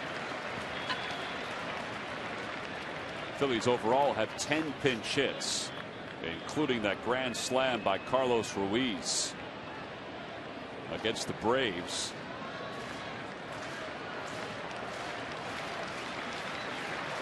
There's Carlos. He doesn't pitch hit often. 2-2 the count. Opposite way, base hit for Glode. Down the left field line. Valdez around second. He'll get to third. Braun throws off balance. And the Phillies have first and third with 1 man down. That's a heck of a piece of hitting right there. That sure was. It's a great job by Glode. That pitch away from with 2 strikes. And I mentioned that Valdez is not fast, but he's a very good base runner. That was real good base running there. He picked up right away. That ball's down the line. And it's going to be tough for Braun to get anything on the throw. There he goes. He just hits it away from him, so he doesn't roll it into a double play. It's slicing towards the line. Valdez picks up on that right there. He's on his own right there. You know, he's going to go there to third base and make it easily. Good base running. So Valdez is safe and secure at third, safe and secure with New York life. And with that, we have a pitching change. So instead of bringing in the lefty Stetter to face Ross Glode, he decides to let Sean Green pitch and now go to another right-hander in Sergio Midre. So a pitching change here in Philadelphia with Shane Victorino due up. It's an AT&T call to the bullpen. Phillies making some noise here in the home setting.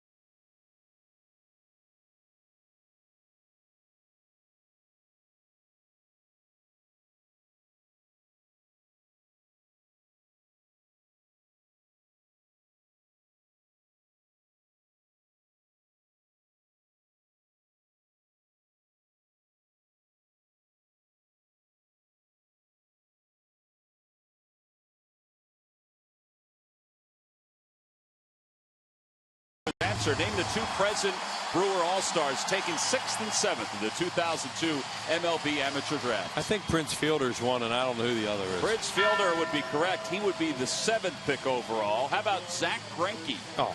By the Kansas City Royals, picked 6th. Okay. Log back on to Phillies.com to find out if you're the winner of a Phillies prize pack. Thanks for playing Dodge Stump the Fans. Michael Martinez comes on the pinch run for Ross Gload, so he's at first. And Sergio Midre is the new pitcher for the Brewers. He's on to face Shane Victorino, who's 0 for 3 tonight. Midre acquired during spring training from the Yankees.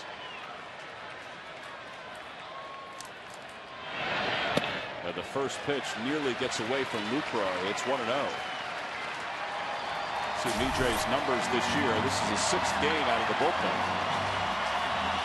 He was a pretty good guy for the Yankees last year, and they did not want to get rid of him, but they didn't have any room for him. Victorino 1 for 3 against Midre.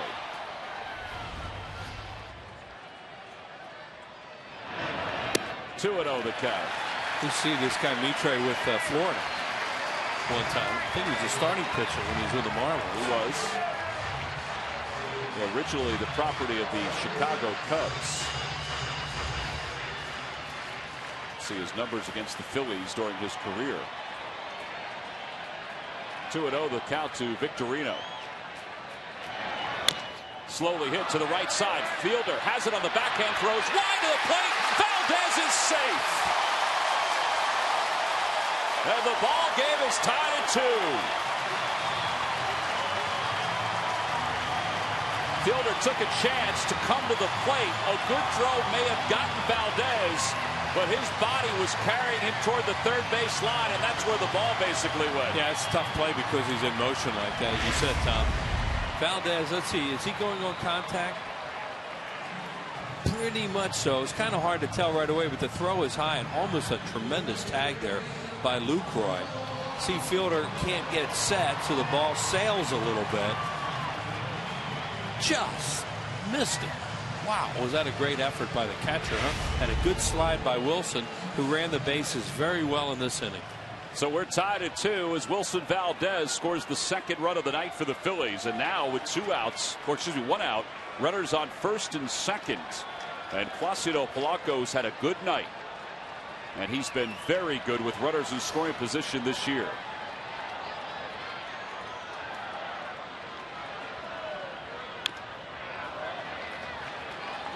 Playing him towards right and right center.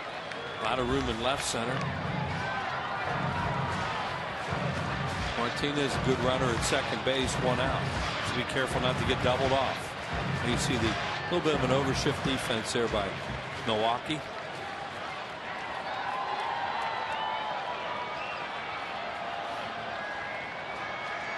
Oh, and 1 the count to Polanco.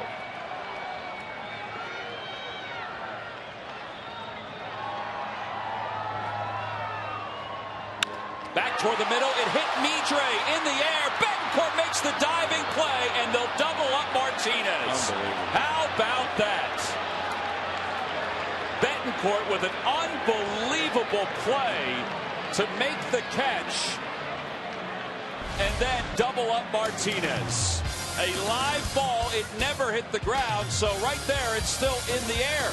And then Betancourt a diving grab. The Phillies tie it up, but the final break goes to the Brewers.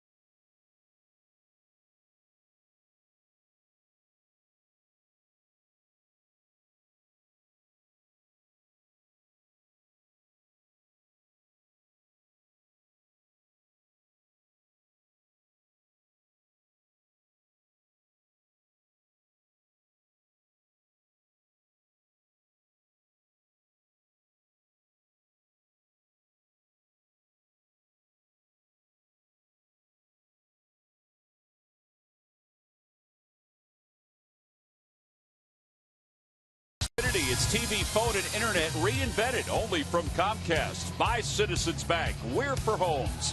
Talk to us today about how we can help guide you to the loan that's right for you. By Jeep brand. We don't just make SUVs, we make history. And by Southwest Airlines. Southwest Airlines' new Rapid Rewards. Unlimited reward seats and no blackout dates.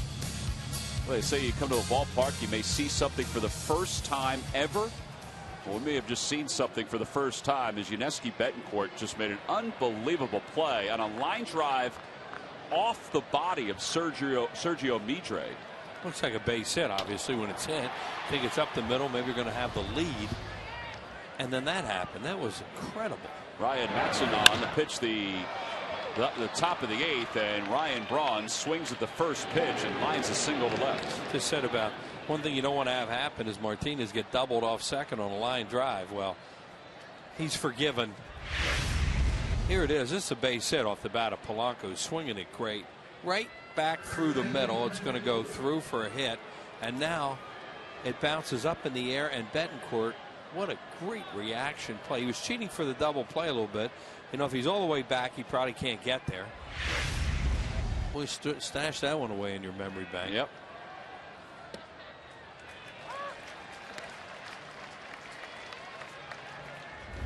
Here's Prince Fielder, who's happy Joe Blanton's out of the game. He's 0 for 3 tonight. Blanton handled him nicely. Joe did a great job of setting things up to get him out on changeups tonight.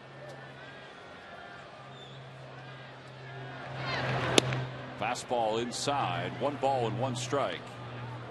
Solid job all the way around by Joe Blanton. 2 runs over 7 innings, and now he gives way to Ryan Matson. In his 6th ball game, 1-0. 6 strikeouts in 5 innings. He's allowed a hit to start the 8th.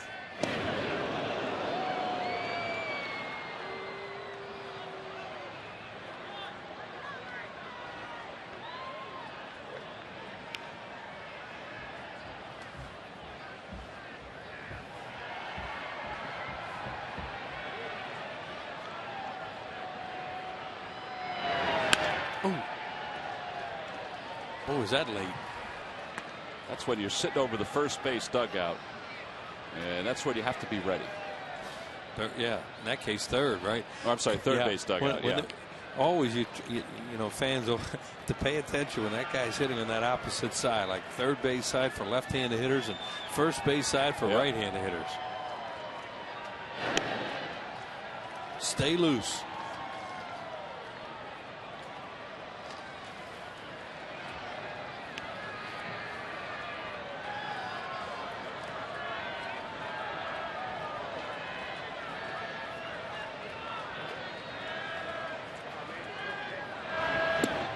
Outside.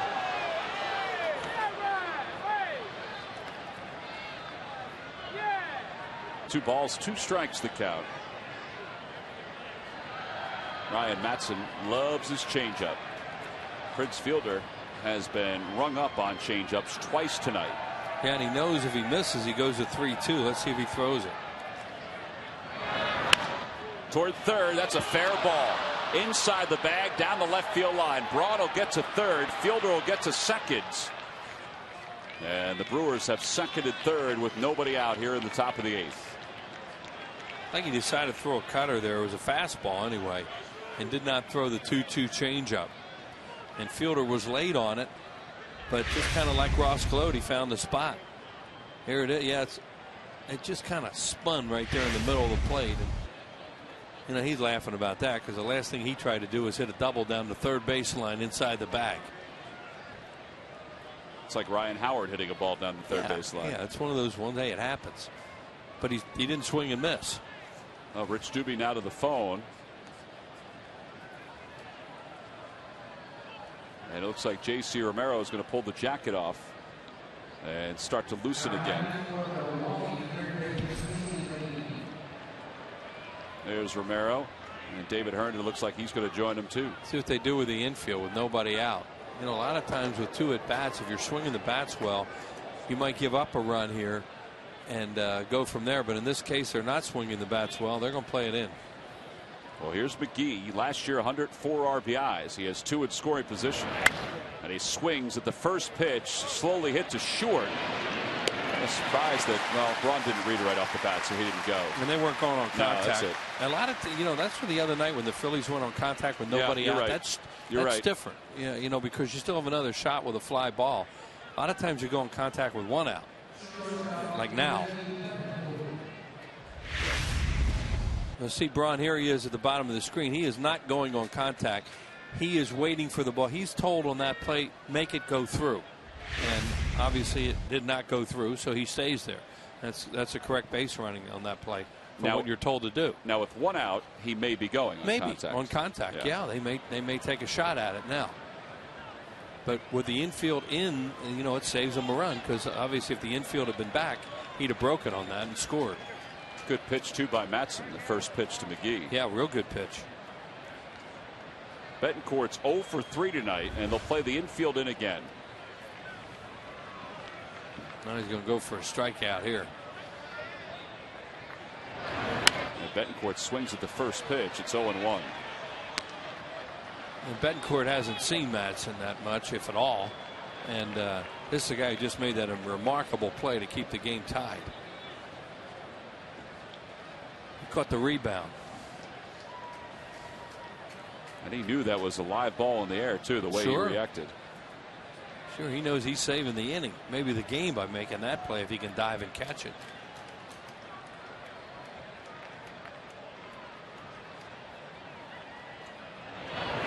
Inside, 1 ball, 1 strike to Betancourt.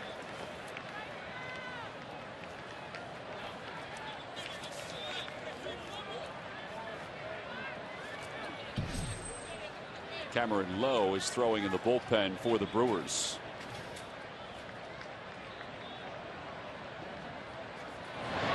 Change up, hit toward third. Diving play. Polanco who'll have a play at first. And Howard's on the bag as he digs it out. A run does score. The Brewers take the lead, but there are 2 outs here at the top of the 8th. Yeah, and that time they're going on contact, which, you expected they would. And when Braun breaks right away and scores easily, and Polanco makes a nice play on that. Looked like it could be an extra base hit. Now watch the difference this time. Now watch him take a walking lead, contact, boom, he's gone. So you have no chance, even if Polanco were to jump up and think about home, he has no shot at him because he was going on contact. Now they're going to walk Kotze intentionally to face Lucroy, the catcher. And the bases will be loaded. Or excuse me, there'll be runners on first and second. There's Lucroy, right-handed hitter. So the first run allowed this year by Matson gives the Brewers the lead here at the top of the 8th. So first and second, 2 outs. Hey fans, if you have a son or daughter who are interested in playing baseball or softball, the Phillies Baseball Academy might be just for you. It's for boys and girls ages 6 to 14. You get professional coaching and skill development from Phillies players, coaches, and instructors. It includes official Baseball Academy uniforms, a trip to Citizens Bank Park. There are 14 different locations. Go to philliescamps.com for information. 2 on, 2 outs. 3-2 Brewers up. And Lucroy takes one inside and high. 1 ball and no strikes. Yeah, Ryan Matson giving up his first run of the year. Yep. But, you still have 2 more at-bats here. You're at home. So what he wants to do, obviously, is get out of this inning with just the 1. Make some good pitches here to the catcher. Which he did right there. He doesn't have that swing and miss stuff tonight that he has a lot of times. Just once in a while, you're not the same every night. And you notice they're making contact on him. A lot of games he'll come in and guys swing and miss at him. Not tonight. Ryan and Carlos Ruiz teamed up last night to host a bowling tournament for the Philadelphia Futures program. Asked Carlos Ruiz about that today. He said it was very successful. Said it was a good night all around. So good for Ryan and Carlos for helping support that program. Phillies have a lot of players do a lot of good work in the community. 1-2 the count. He'd like a swing and a miss here. His stuff tonight is just not the kind of things that the kind of stuff that they're going to miss. In that case, he threw him a changeup, but it was way outside, and he saw it out of his hand and didn't bite at it. What all he needs is an out here, not a strikeout. Rich Doobie watched Joe Blanton throw 7 strong innings tonight. He allowed 2 runs. Matson now has allowed a run here in the 8th. Trying to get through the 8th.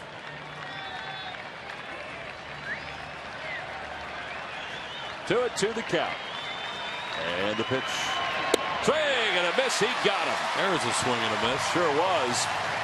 Lucroy is rung up. Matson leaves 2, allows 1. A walk on the concourse as we head to the bottom of the 8th there at Citizens Bank Park.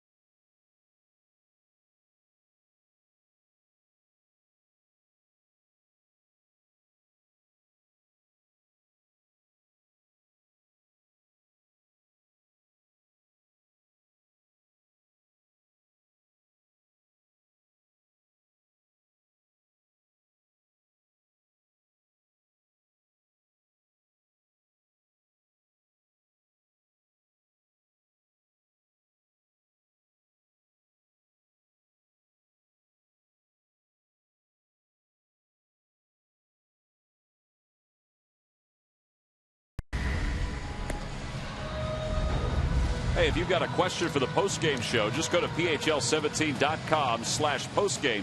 Get your answers, plus all of today's highlights and insights from John Clark and Mike Missinelli. The Phillies postgame show live from Sugar House Casino right after the game on PHL 17. Marty Bystrom will be here at the ballpark as well. And we go to the bottom of the 8th. The Phillies trail at 3-2. And they'll send 3, 4, and 5 up against a new pitcher for the Brewers. It'll be big right-hander Cameron Lowe, who came up last year after making 10 starts in the minors and pitched well in 53 games for Milwaukee. Cameron Lowe and John Axford kind of stabilized the Brewers bullpen a year ago. He hasn't had the same success this year, as you see.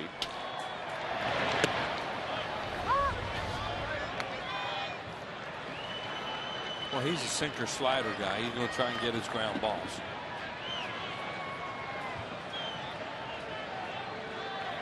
Rollins is 0 for 3 tonight. And he's down to the count, no balls and 2 strikes.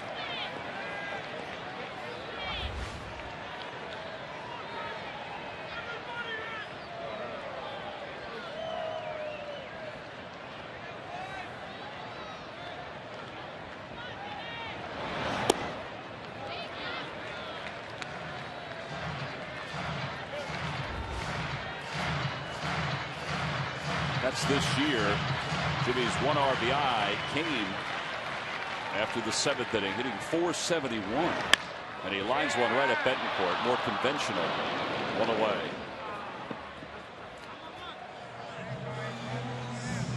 So 1 out. And Ryan Howard, who is 1 for 3.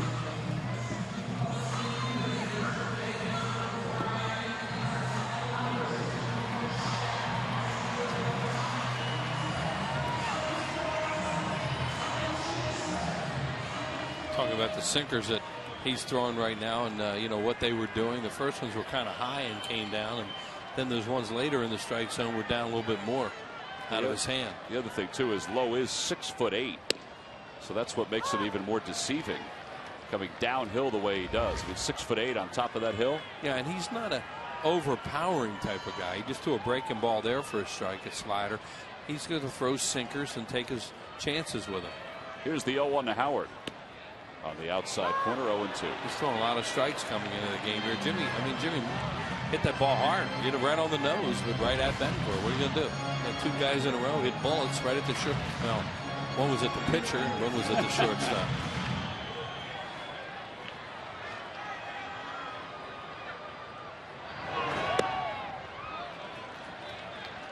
Cameron Lowe originally made it to the major leagues with the Texas Rangers, but then had his contract sold to Japan. It didn't go well in Japan for him, but he resurrected his big league career last year in the Brewers system.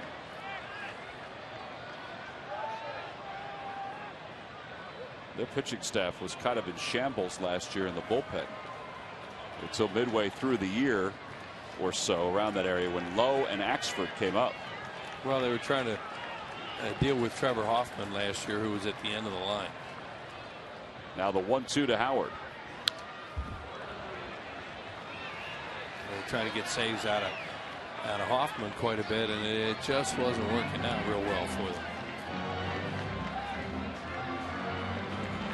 Now that bullpen has a little different look to it.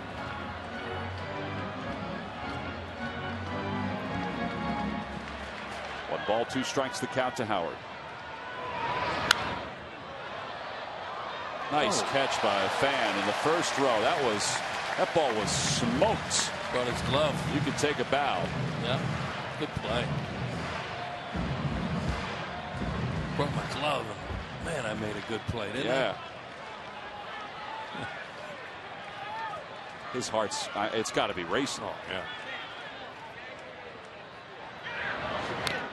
John Howard's really battling up there right now. He's fighting on some tough pitches. Sinkers. That was a breaking ball.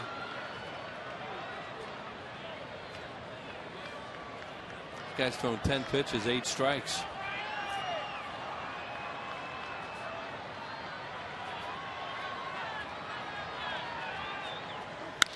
Hit hard and right past the shift. Well, that's the best swing of the night for Howard. He got to hit it hard to get it where he hit that thing, because they had it covered over there. And that ball was hit right on the nose. Howard's got 2 hits tonight. He's 2 for 4. Anything routine about this, and it's an out. But look how hard he hits this. And Bettencourt can't get to it. Good swing right there and right on the barrel.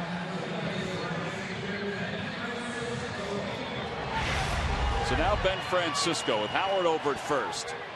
Ben has been scuffling. He's 0 for 3 tonight. 2 for 7 on the homestand.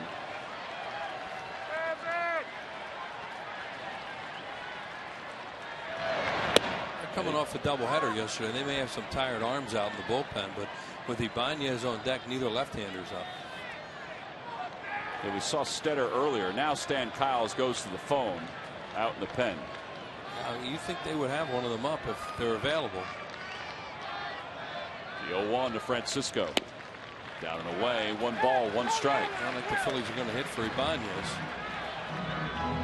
Looks like they've got one of the lefties up. Yeah. Setter was up before. He's up again. Yeah, I think all of a sudden they looked at each other down and thought, we better get one of these guys up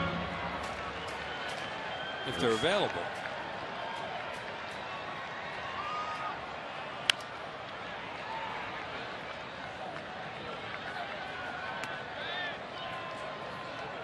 Francisco down to the count. 1 ball and 2 strikes.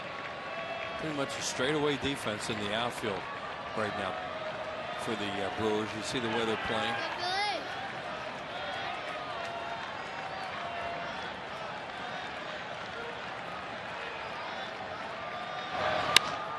Toward left center field. Gomez has good speed coming on, and he's there. Well, you just got the sense that that ball was going to hang up the way he was going into the gap. He's off the end of the bat. As you say, he can really run, and we just showed you the defense. They're pretty much straight away, no overshift involved, and he got a great jump on it, caught it easily. 2 outs for Ibanez. They stay with the right-hander. Taking a look in the dugout, Lucroy, the catcher. Now here comes somebody. It's Rick Kranitz, the pitching coach. They're stalling, it looks like. Ibanez against Lowe, 8 for 19 against him in his career. And they got Stetter up a little late, even though he had been throwing before. He wouldn't think it would take him that long to get together. Maybe they're not stalling. Maybe they're just talking to him about Ibanez and how they want to go after him. Ron Reddick's the manager. Jerry Narron is the bench coach. Rick Kranitz, who was with the Marlins. There's Jerry with the glasses on. Dale Swaim is number 29. He's the hitting coach. Boy, it's hard to believe they're going to let him face Ibanez over those numbers. 8 for 19 with 6 RBIs.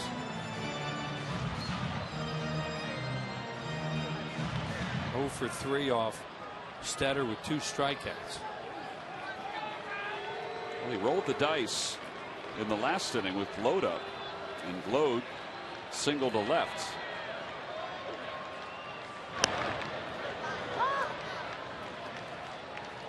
Ibanez has a hit tonight. He's 1 for 3. Starting with a breaking ball.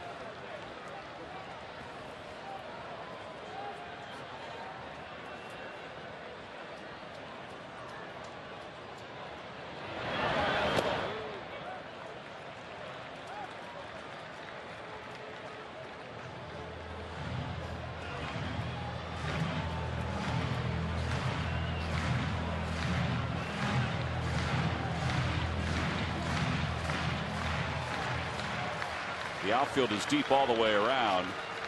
It's probably going to take a couple hits to score Howard from first. Outside, 2-1. I'm a little surprised they're even holding him on, but you know they don't want to take any chances on a gap or scoring him, so they're keeping him close. You know, fielders kind of playing in front of him and jumping out towards the hole.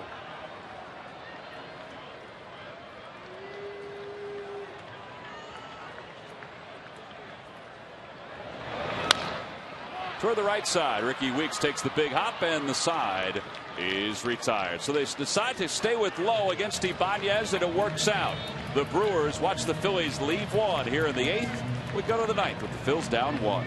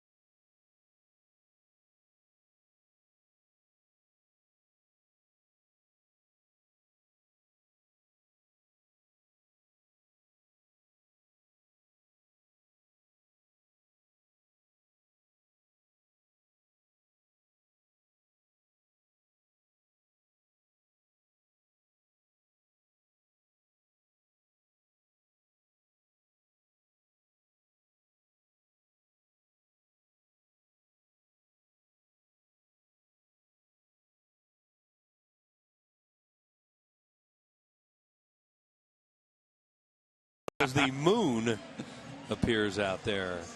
It's a full moon, and it's been kind of a weird game here tonight, almost like a full moon type of game. And this is what I thought we were getting right into. Our W.B. Mason delivery of the game. What else would it be? That's a tie game right there. It looked like Polanco was going to hit it up the middle for a hit. Ooh. It goes off Mitre, and what a play by Yuniesky Betancourt, the shortstop. Martinez, of course, at second base was on his way to third. He gets double. Phillies get nothing out of it. And that is our W.B. Mason delivery of the game, and that play right there is a woo type of play. Well, let's hope there's another kooky play on the Phillies side of the ball before this game's over with. Yeah, so the Phillies can be howling at the moon. Because they trail it by 1 as we go to the bottom of the ninth, or top of the ninth. Eric Almonte will lead it off for the Brewers. He'll pinch hit for Cameron Lowe. This guy's a pretty good story as he faced J.C. Romero. Romero in his 7th game. No wins, no losses, a 4.50 ERA. Almonte at one time was a pretty big prospect in the Yankees organization.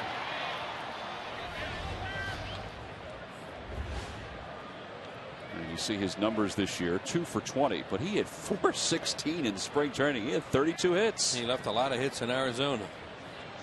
That happens sometimes. Oh yeah, and the players when they're having hot springs, you know, if they're trying to make the club, it's nice, I guess. But boy, veteran players having hot springs and thinking about leaving all those hits in Florida, Arizona, they're never happy about it. That young lady's very happy. She's getting tickled. Yeah.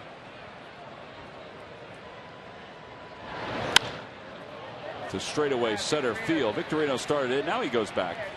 And he's under it. And there's one away.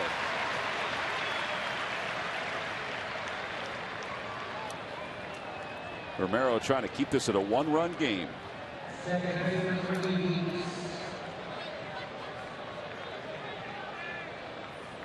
And John Axford is up and loosening. He's the closer for the Brewers. Top of the order is up now. It's Ricky Weeks. He's 0 for 4. Grounded out 3 times. He's popped out to foul territory.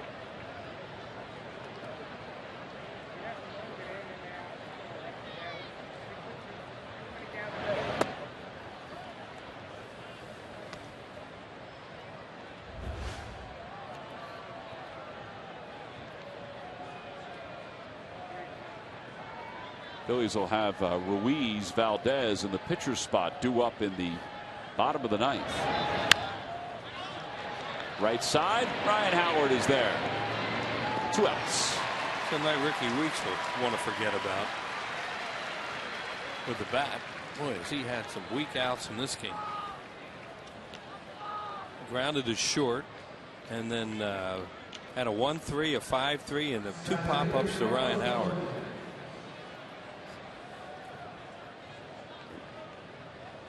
There's Gomez. Gomez had an RBI single back in the 3rd and scored a run. He's 1 for 4. Phillies have 2 left-handed hitters. Back toward the middle. Rollins to his left. Has it. Spins on the outfield grass. Has to hurry the throw, and it's not in time.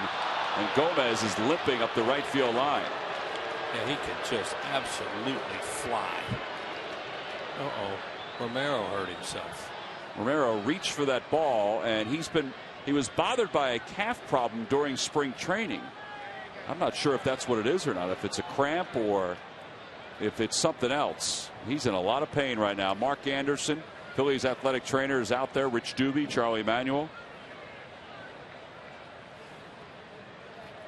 And something in his right leg.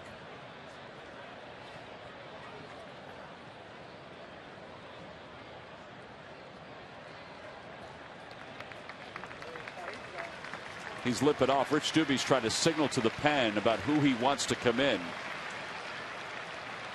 Well, they're going to they want a right-hander for Braun. You know, Herndon was loosening up before. Whoever it is will get as long as he needs to loosen up. See what happens here. Here it is. It's a ground ball up the middle. He reaches for it.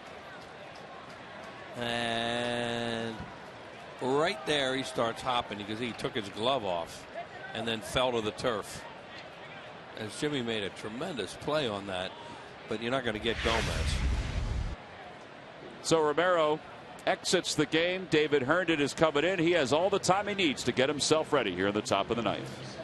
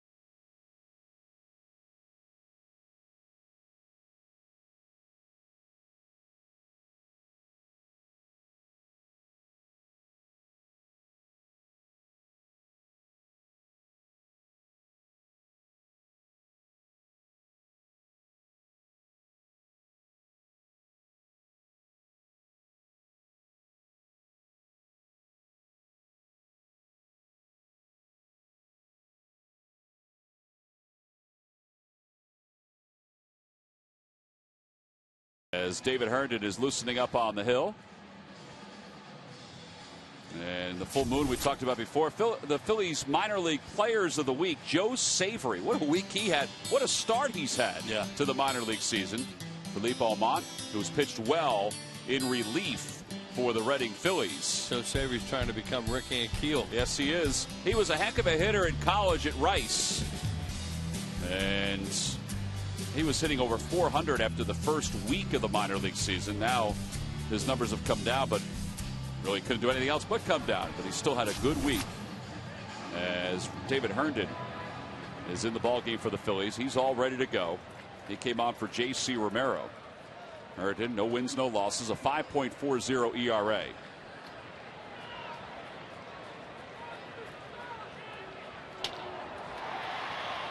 Brian Braun is the hitter, and a throw over to first, and Gomez is back. Probably have to keep an eye on Gomez because he can run. Think about him stealing the bag here and getting in scoring position. Good time to run with 2 outs. Good night for Braun, 3 for 3 with a walk.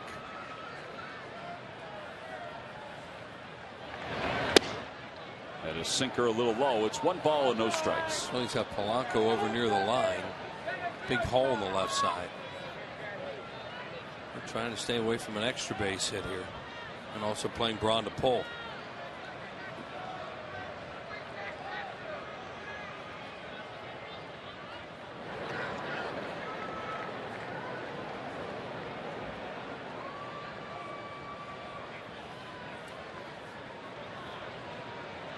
Phillies bullpen has had a good start to the season. You see Ruiz looking over just to see what they want to do with Gomez at first.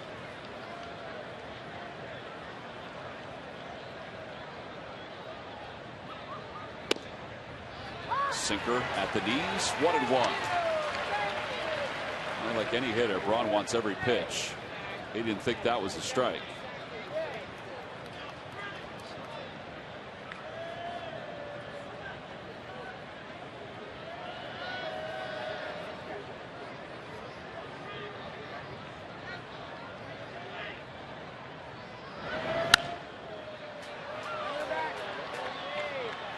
Boy, that one was at 95 by Herndon.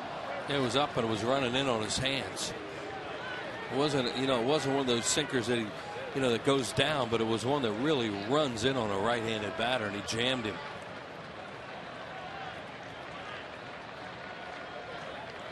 This guy is a good hitter. He's smart at the plate. He's getting smarter too as he's getting older. As you said, he's a good hitter, not just a home run hitter.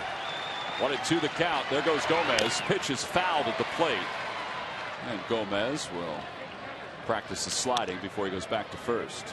That guy is really a glider. He reminds you of Beltran when Beltran could run. He has a couple hits tonight, but he just hasn't been the hitter that 3 different teams thought he was going to be, including the Brewers. Yeah, this guy at one time was a big-time prospect. And you just see the way he's such a graceful athlete. Again, it's 1-2 to Braun. Gomez goes again. Pitch is fouled off to the right. He broke another bat. And Gomez will go back to first. Now, Herndon really can throw some nasty pitches up there. His ball's so heavy.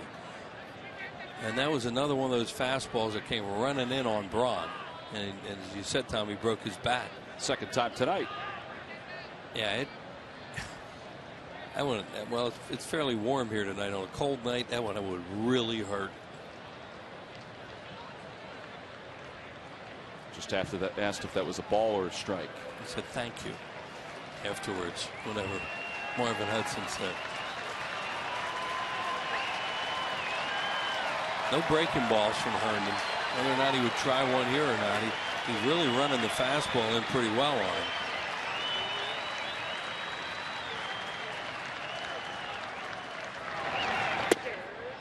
Low with the sinker, 2-2. Gomez didn't go on that pitch. It's almost like they gave him a hold that time, thinking maybe the Phillies would pitch out on a 1-2 count because he had run twice. There's Pete Buchanan telling Carlos Ruiz what to do. Ron Renicky trying to outsmart the Phillies dugout.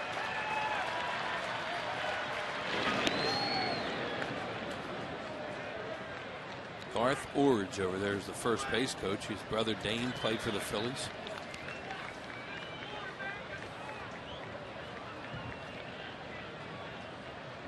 Here's Garth.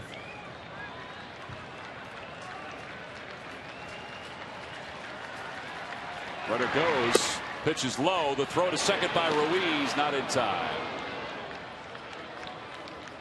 That's the fourth stolen base for Gomez, and really no chance for Ruiz. No, that was a really heavy sinker and tough pitch to handle and throw, and he got a great jump.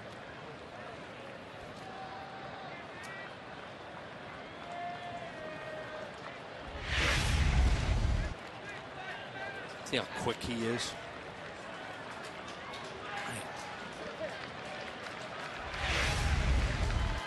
Almost overslid the bag. Yeah, Valdez kept the tag on him, thinking he might lose the bag.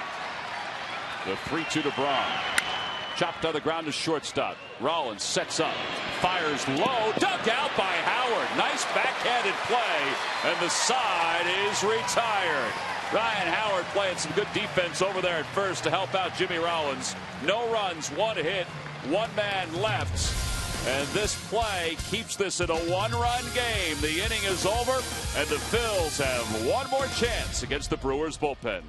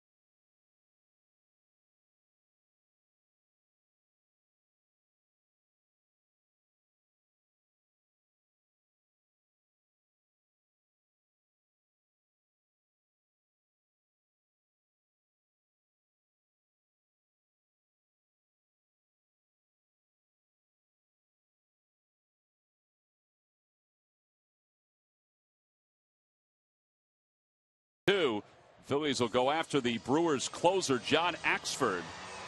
Axford will take over for Cameron Lowe. 6 games so far for Axford. He has 3 saves. His numbers, though, indicate that he's been in a little bit of trouble. 11 base runners in 5 1/3. Right-handers are hitting .385 against him. We mentioned last year he took over the closer's role from Trevor Hoffman. He went 8-2 with 24 saves for Milwaukee, and man, he was a workhorse. They used him an awful lot. Well, he's on here in the ninth to face the bottom of the Phillies order, which will be Ruiz, Valdez, and then probably a pinch hitter.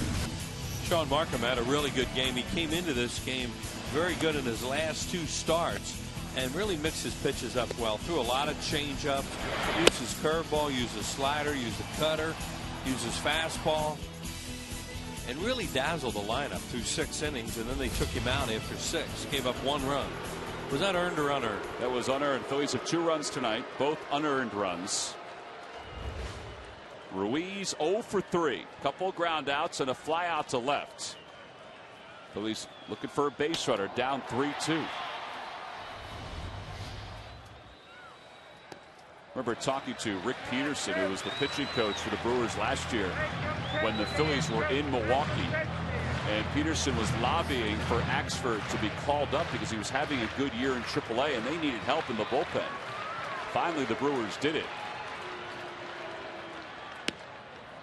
Well, he can be erratic, as you pointed out, Tom. And right, what they want to do with Carlos right now is it looks like, take till you get a strike.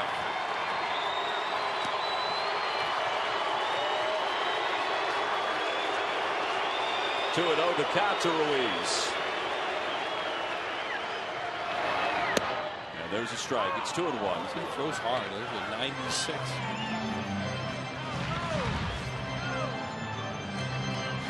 What he did last year. Most ever by a Brewers rookie. He did it in 50 games.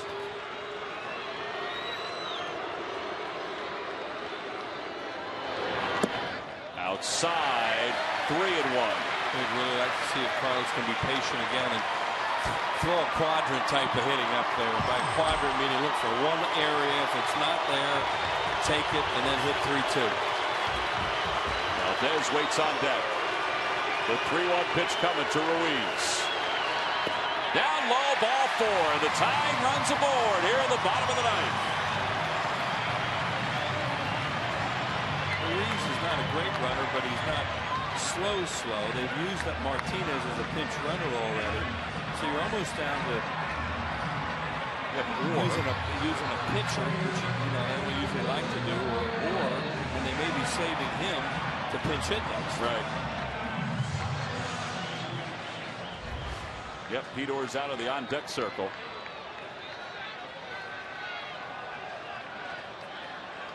Valdez is a good bunter. And McGee is coming in at third on the grass. Valdez squares, bunts it, beauty, up the first baseline. Axford has it, and the sacrifice is successful. He bunted that away from everyone, so there was no chance to get Ruiz. Yeah, and Axford made a heck of a play on that too. Some pitchers don't make that play. And he got off the mound great on that. That ball was bunted hard where, it could have been a tough play for him. Wilson does a tremendous job bunting, and look at Axford cover that ground. He made a nice loop on it and cut it off and then throws over there. Not saying it was a real hard play, but he's seen guys not make that. So Valdez does his job, and now it's up to Pete Orr as a pinch hitter. Orr is 4 for 10 overall. Tying runs in scoring position. And he takes the first one inside and low. 1 ball, no strikes. And a decision for Juan Samuel now, too. At third base with Carlos Ruiz, the runner at second. Trying to get him with a walking lead off there, but not to get doubled on a line drive. The scouting reports have Gomez with the best arm of the 3 in the outfield. Kotze's really deep and right. 1 ball, no strikes, the count to Orr.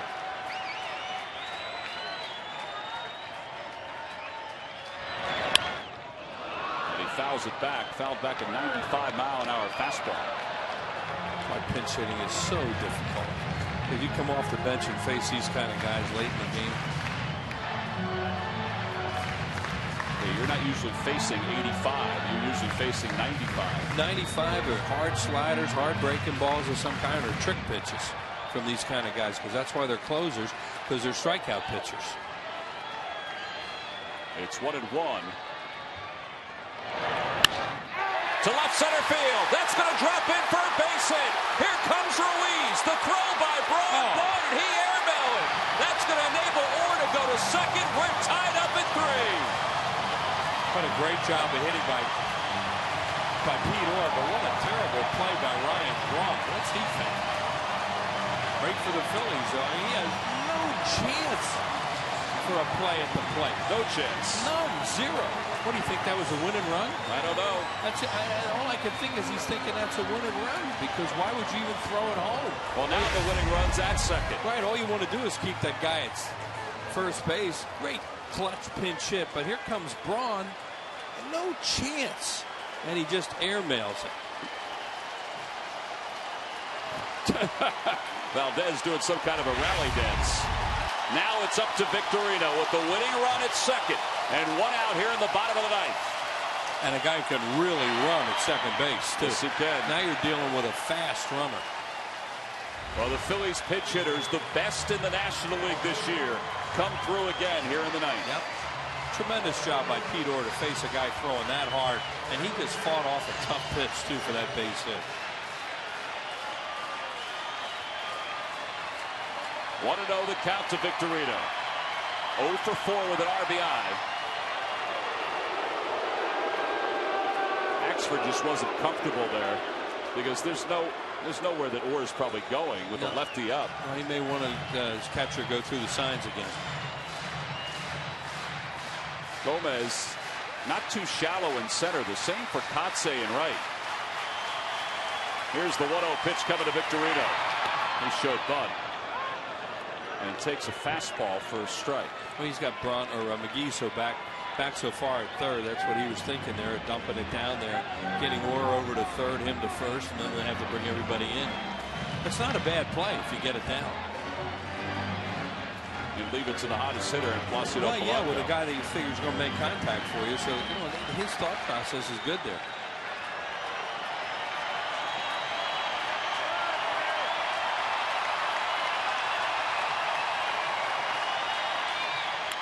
Opposite way, a foul ball. And it's 1-2 to Victorino.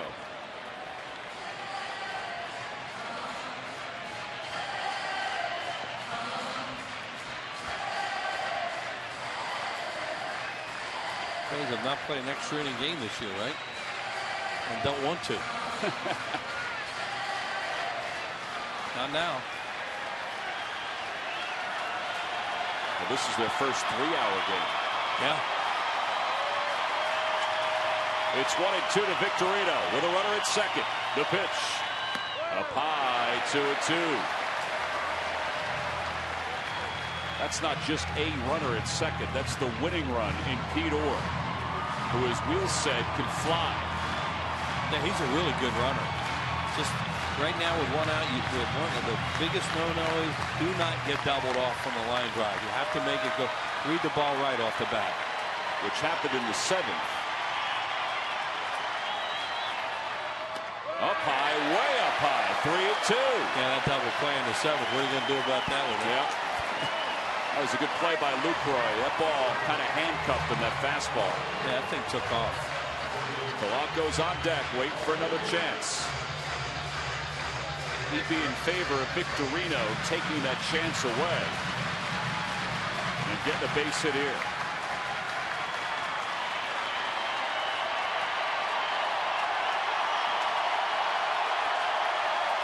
This place is loud, boy. The payoff pitch. Swing and a miss. He got him. They chase ball 4.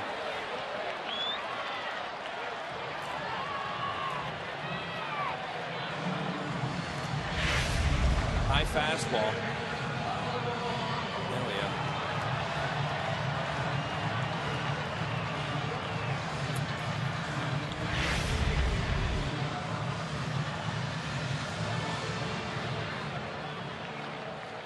So 2 outs now in the bottom of the 9th. Now you break on contact. You don't have to worry about that line drive double play. So good chance. They're really starting to cheat in though in center and right on Polanco.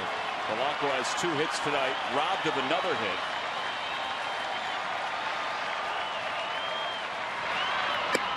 And he takes ball 1. Juan Samuel knows he has a guy he can score right now though, and you take a chance to win the game here at home in the 9th inning with 2 outs. Well, as we mentioned in the outfield, the scouting report has a below-average arm for Braun, above average for Gomez, and average now for Kotze and Wright. 1 ball and no strikes to Polanco. Way up high again, 2-0. Well, this guy is amped. He is 97 on that pitch.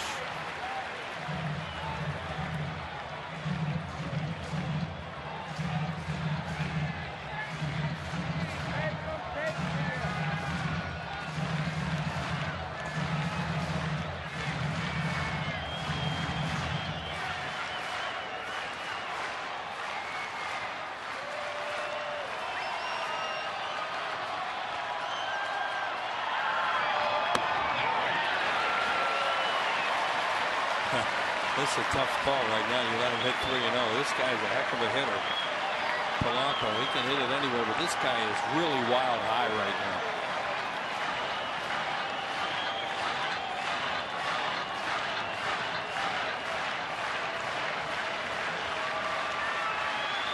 The count. Ball 4. First and second, and now it's up to Rollins. It's almost as if he wanted nothing to do with Polanco. Kranitz is going to come out to talk to Axford. What do you think of those fastballs he threw to Victorino? A lot of them were high. Well, that's true. That is true. I know what you're saying. I think he's just totally out of sync right now. That's what's such a shame that Shane wasn't able to get on, because he might walk another one.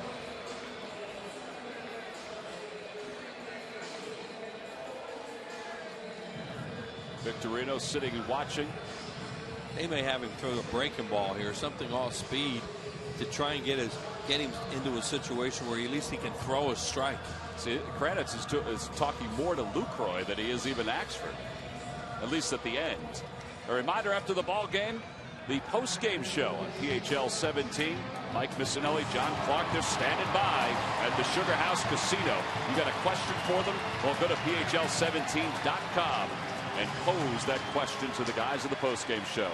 The way this game is going, there's an awful lot already to talk about, and you know there'll be some more. 3 or 4 beverage game working here.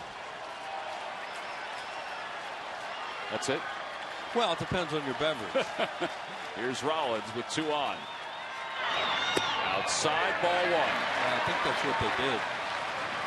Yeah, they had him throw a breaking ball there. You know, just something to maybe try and get him into a spot where he could throw a strike, because he's really wild with his fastball. Orr's on second. Polanco's on first. 2-0 the count to Rollins. Did it again. Another off-speed pitch. Interesting the way he's just gotten off his fastball now. But now Jimmy has to try not to get himself out here. If he throws one of those high ones. And there's one of those casual high ones. Yeah. You can't get whatever it is right now. He has no downward plane on his pitches. Howard's on deck. I think you got to take here. I would agree. Orr on second. Polanco's over at first, but it's Orr that matters now. He's the winning run here in the bottom of the 9th.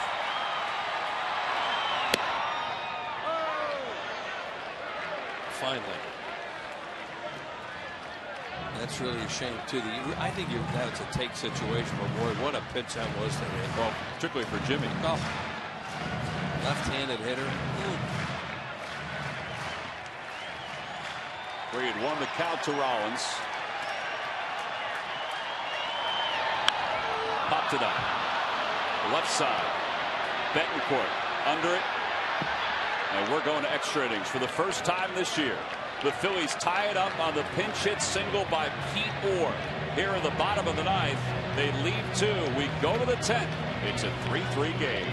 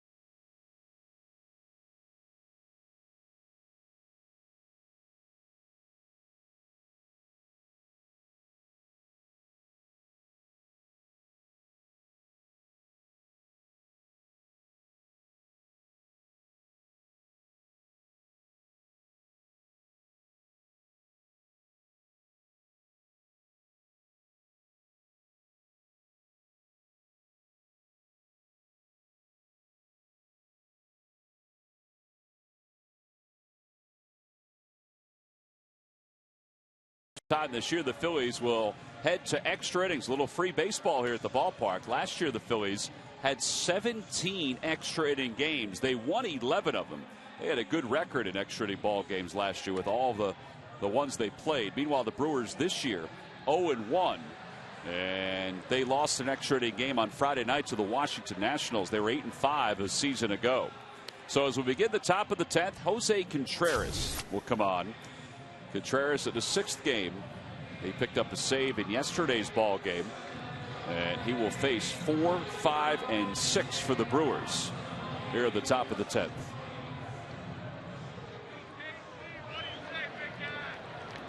Contreras has thrown his share of pitches in his outings so far, including yesterday. Got a little dicey for him yesterday, but he was able to close it out. He's done a good job in place of Brad Lidge, and he's handled Fielder in just 4 at-bats. Fielder's 0 for 4 against him.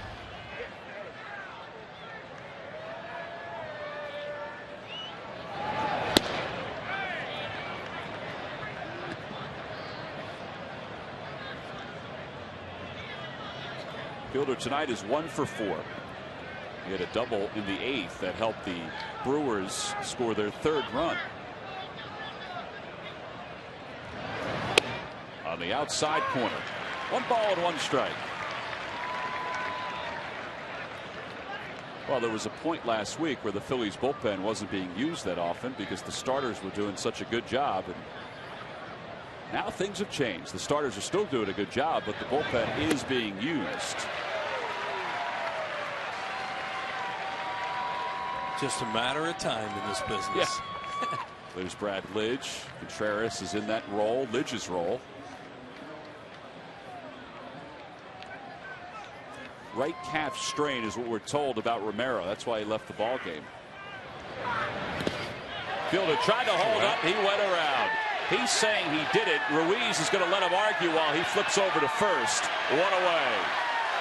And he's asking for, the home plate umpire to go for help with the third base umpire Runge. It looked like he swung at that, though. I thought he did. Let's see. Oh boy, he held up. His body kind of took him forward. One time you talk to them and they say it's intent. Yeah. Other times they say it's got to cross. I don't know. I mean, check swings nowadays, I don't know what they are anymore. Well, that one seemed to be intent. Yeah, because the bat didn't necessarily cross the plane, but his whole body did. Yeah, the shoulder kind of twisted out to the first base coach's box. Here's McGee, and he takes one a little low. 1 ball and no strikes. Contreras snaps at that ball. He thought that was a good pitch.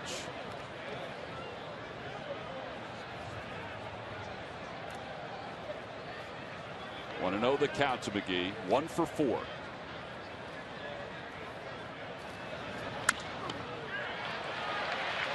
Jimmy Rollins is there, and there are 2 outs.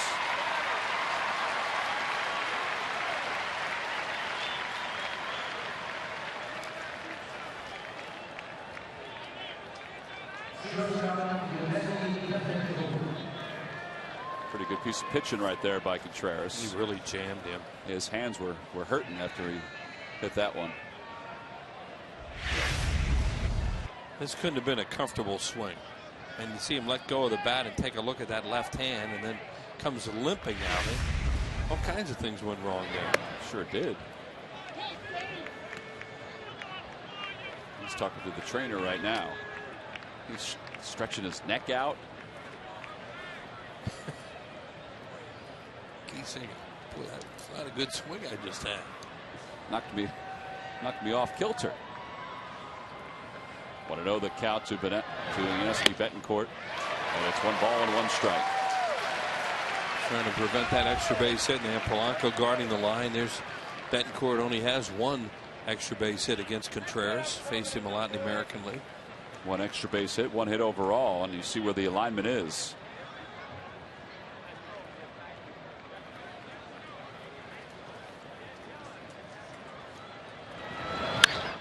To straightaway center field. Victorino goes back a few steps. He's under it, and Jose Contreras pitches a 1-2-3 top of the 10th. So what does that do? It sets things up for the Phillies in the home 10th. Ryan Howard, Ben Francisco, Raul Ibanez are all due up for the Phils.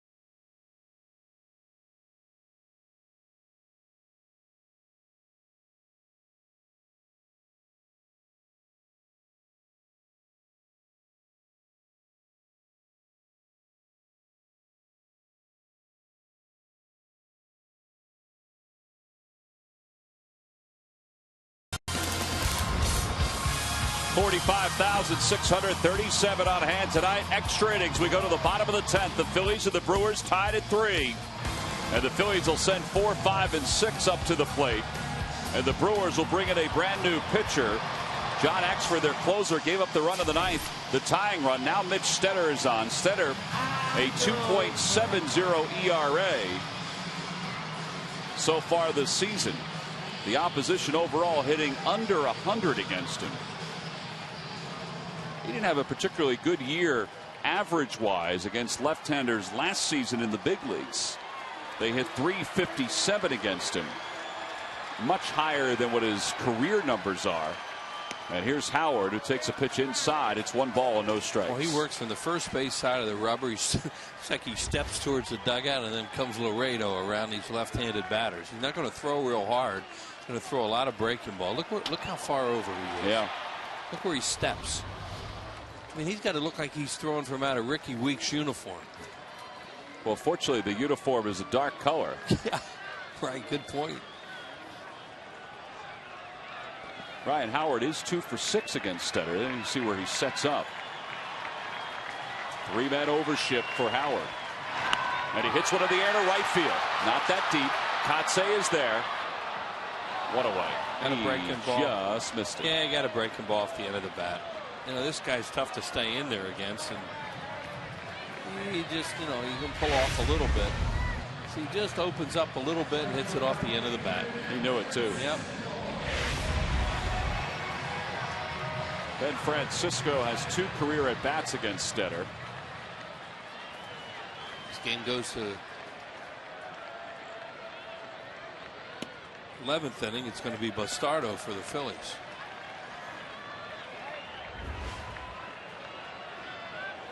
Francisco 0 for 4 tonight.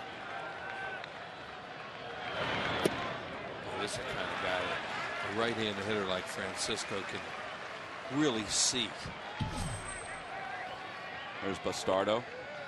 When you're coming from that first base side to a right-handed hitter, you're giving him a long time to look at. Hits it toward the left side and right at McGee. And there are 2 outs very quickly here in the 10th.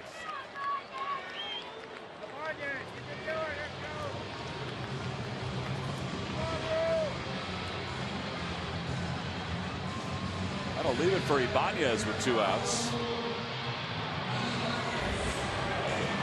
Ibanez 1 for 4 tonight.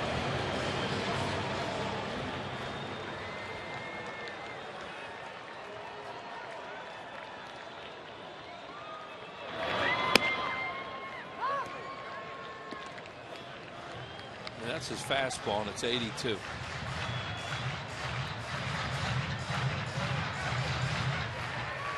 So he's going to try and get these guys out with these frisbees. There's one.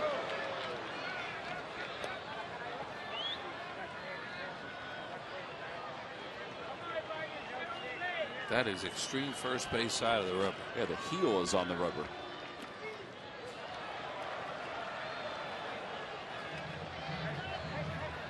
That's what these left-handed specialists are, though. A lot of them guys that can just do this and throw that breaking ball to left-handed hitters and get them out, and they last a long time.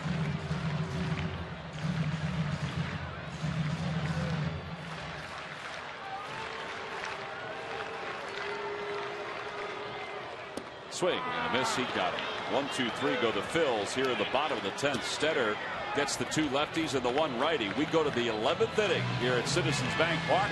Still even at 3.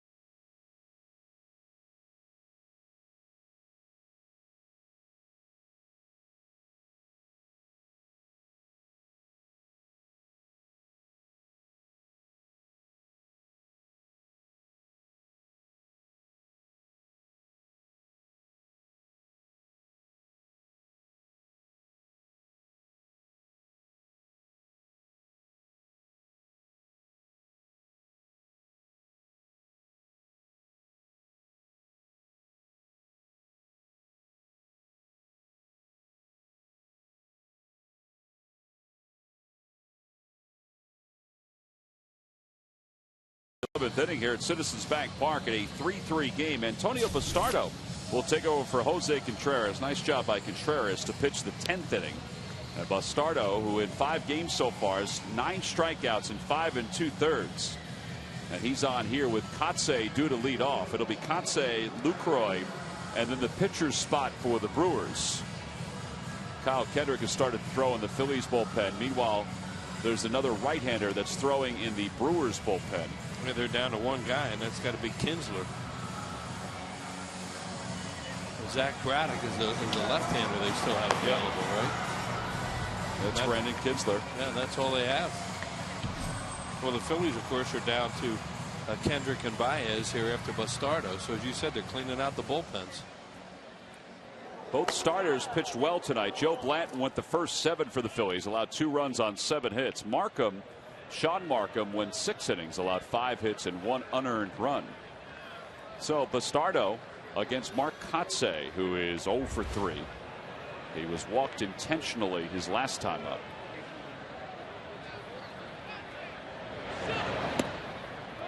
Taking right-handed off the bench for them to hit for the pitcher. The only guy they have left, they have 2 catchers. Contreras, who's a left-handed hitter, and Will Nieves, used to be with Washington, a right-handed batter. They also have Craig Counsell, and don't know if Morgan's available. There's Craig Counsell. They said before the ball game that Morgan was trying to loosen up that thigh. A little low, 2-1. Well, he would be the guy if they need a pinch runner if he's available. Let's go. Get him over. That's better. Up into the sweet level. It's 2-2 to Kotze. You ain't get him out if you don't get him over.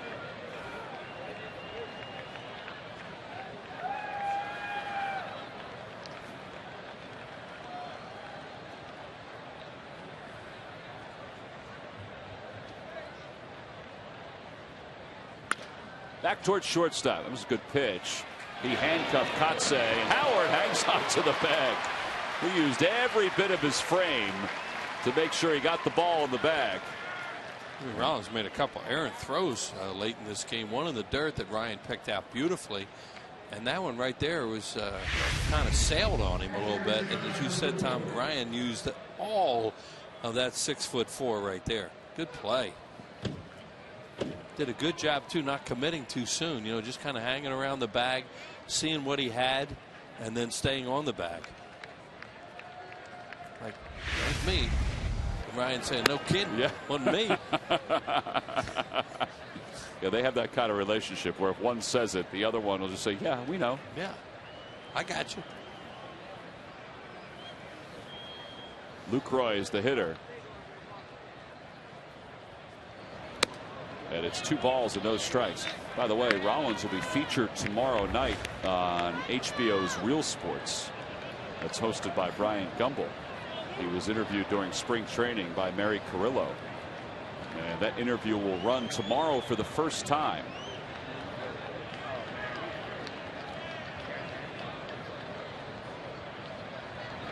I said to him today, I said, "So that they talked to Mom, huh?" And he said, "Yep." Uh-oh. So Gigi will be on there. Always great to hear from Gigi. Oh, yeah. They went out to California to interview Gigi. His dad, Jim, is a heck of a guy, too. Great family. Fun to talk to. Here's the 2-1 to Lucroy. Just missed a little low. 3-1. Will Nieves is in the on-deck circle for the Brewers. Conceivably, if they wanted to use a pitcher as a hitter, Gallardo's a good hitter. So is Randy Wolf, tomorrow's starter.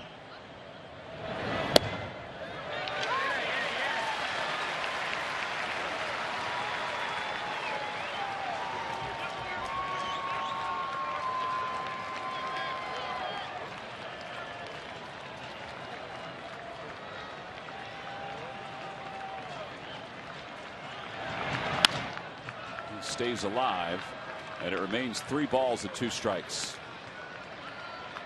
Well, Toyota Major League Scoreboard, we head out West, where the Dodgers have taken a 3-0 lead on the Braves.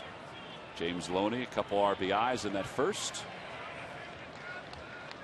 Tim Hudson's pitching for the Braves.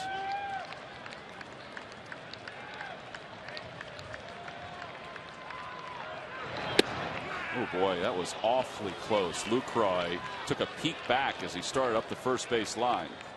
Ball 4.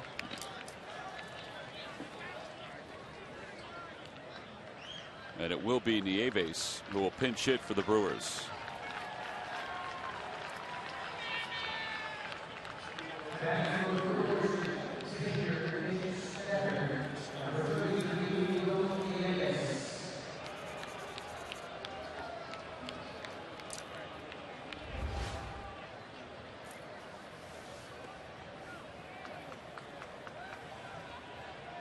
See Nieves' numbers, .250 hitter.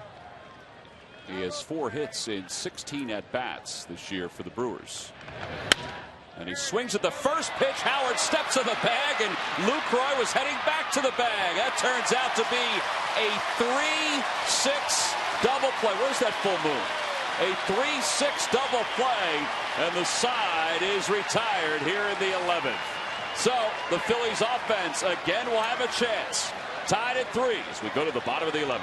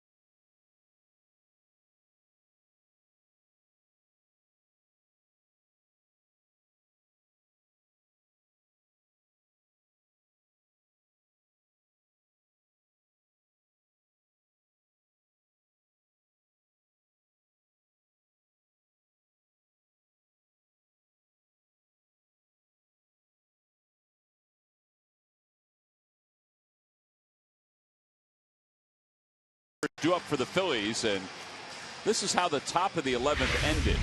And maybe he thought this was a line drive. Yeah, it was in the, I don't know, you can't tell from that angle, but he certainly, Lucroy certainly shouldn't have been headed back to first base, and now they got him in the rundown, and easy play there as Ryan ran him towards second, right at Jimmy Rollins.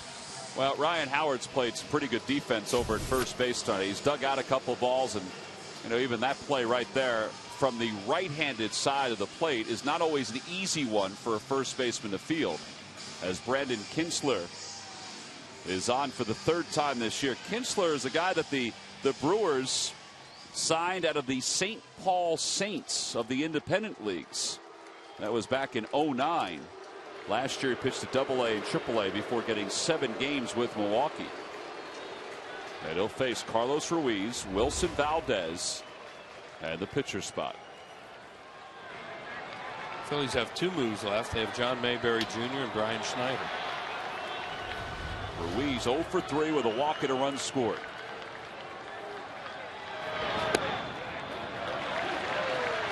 I mentioned both starters pitched well tonight. Blanton for the Phillies, Markham for the Brewers.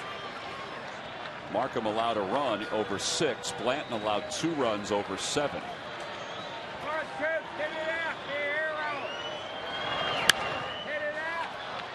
And for the 3rd straight game, this game is coming down to the bullpens. 2 Marlins games came down to the bullpens. And now this one.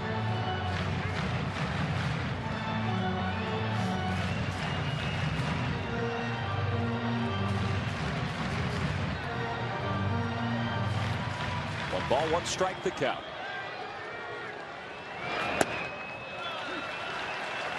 Carlos worked out a walk to start the 9th inning and allowed the Phillies to score the tying run. There you see the comparisons from both bullpens. I mean, it's exactly the same. And release to right field. Easy play for Kotze. 1 gone here in the 11th.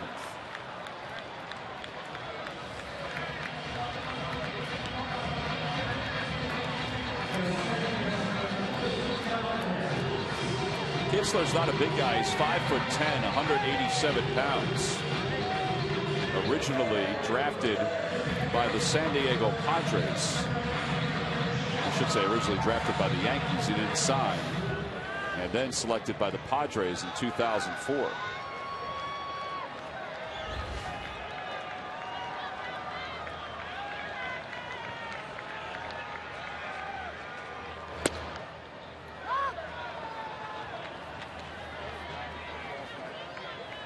John Mayberry's come out of the on-deck circle for the Phillies. Kyle Kendrick is in the bullpen.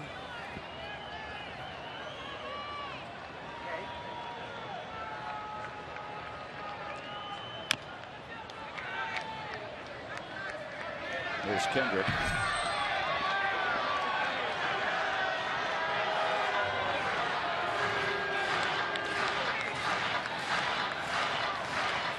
Oh, into the count to Valdez. He had a big sacrifice in the 9th inning. That moved Ruiz up to scoring position, and then Ruiz eventually scored to the pitch hit single by Orr. Ooh, Valdez thought that was strike 3. Yeah, he was headed for the dugout. He was going to take a seat. Oh, he just made a pitch on me. See, they saw that move by the hitter.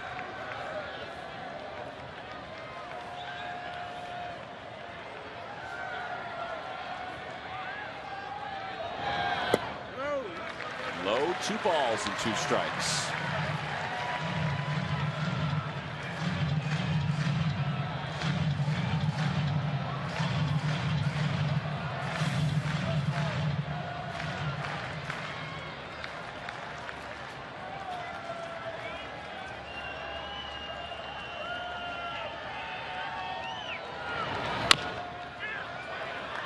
Slow chopper, Weeks throws out Valdez for the 2nd out. So Mayberry will pinch hit with 2 outs here in the bottom of the 11th. Well, Mayberry's already been a hero as a pinch hitter. Yeah, on opening day, Phillies threw that rally against Brandon Lyon and the Astros in the 9th inning. All those singles, and John ended it with the final single. Well, he has 4 pinch hits. That was his first. It's only been 15 games, this being the 15th, but he's done a nice job in this role. 4 for 7.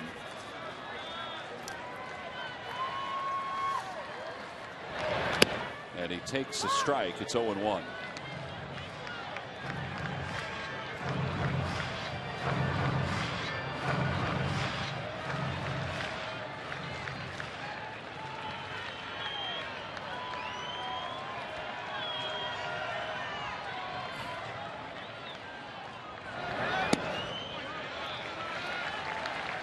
This guy's right around the plate. You know, he's thrown 5 balls, but everything's been close. It's surprising the way they're playing Mayberry, too. You know, they're playing him like an opposite field hitter. Look at the gap in left center field. That is surprising.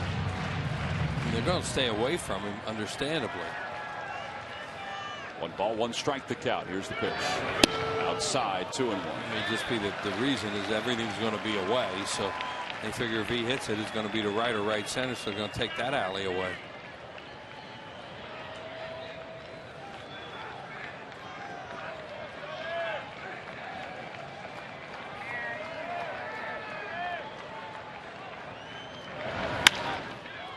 Slowly hit towards shortstop. Betancourt comes up with it. And the side is retired. The Phillies go down in order here in the 11th. So it's on to the 12th here at Philadelphia. It's the Phillies 3, the Brewers 3. It's Kyle Kendrick is coming on in.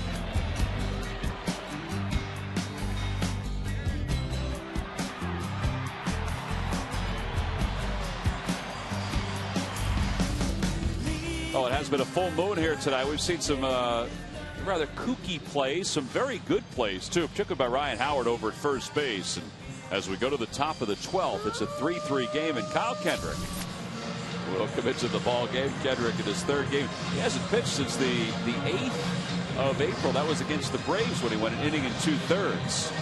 Well, the pitcher spot is 9 hitters away now.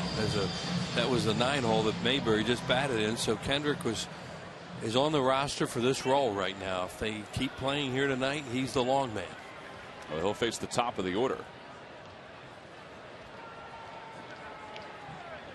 Ricky Weeks 0 for 5. Hasn't hit the ball out of the infield in all 5 at bats.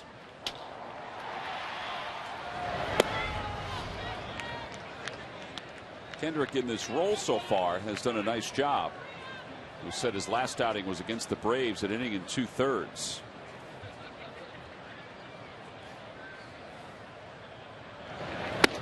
It's not an easy thing to do for somebody who's been a starter his whole life. He still does a lot of running with the starters just to kind of keep himself sharp, particularly since he's in this role as a long man and he doesn't know when he's going to be out there from day to day.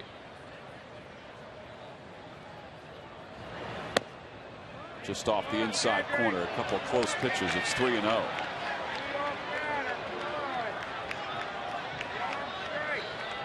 Carlos Gomez on deck.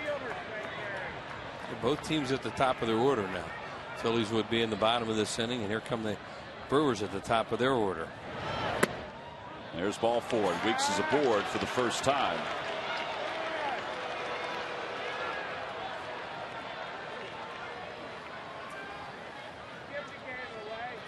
Now Gomez is a good bunter.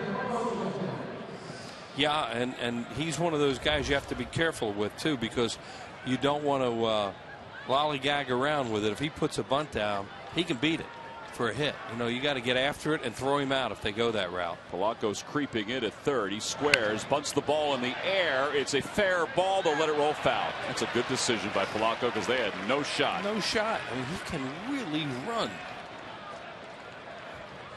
You know, for a right-handed hitter, he gets out of that box in a hurry. Here it is. Luckily for the Phillies, it had a lot of hook spin when it hit the ground, and right there it kicks with that spin, and it's way foul. But that's my point about if he bunts that ball fair, somebody has to get on it in a hurry. Don't even think about second base or anything like that. Don't look. Throw it to first and get your out. Weeks also can run from first. Gomez bunts again, bunts it back toward the mound. Kendrick picks it up on the bare hand and he airmails the throw. Backed up beautifully by Francisco, and Weeks goes to third. He puts a lot of pressure on you when he bunts because of the way he can run, but that ball was bunted hard right at Kendrick, and he had plenty of time to get it. And as you said, that was a nice play backing it up there by Ben Francisco. Here it is. He bunts it hard, but he knows he doesn't have time to do anything but pick it up and fire it and get this guy. And Valdez, that's a difficult play for him. So you give him a sack E1. Sack E1, and there are runners on first and third here at the top of the 12th, and Ryan Braun is up. You know, if Francisco doesn't get there to back up, you know, Weeks has a chance to score. Absolutely does. I mean, it doesn't sound like a big deal, but you know, he moved as that play was unfolding. And Gomez might be a third, the way he runs. The infield is in as Kendrick fakes to third.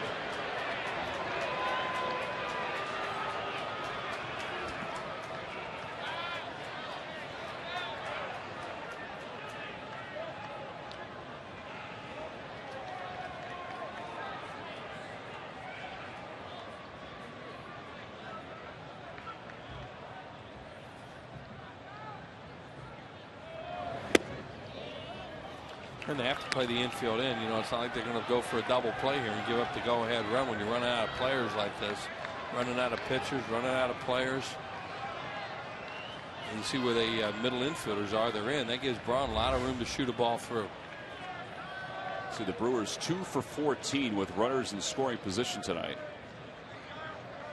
Here's the 1-0 pitch to Braun. And he whacks it foul.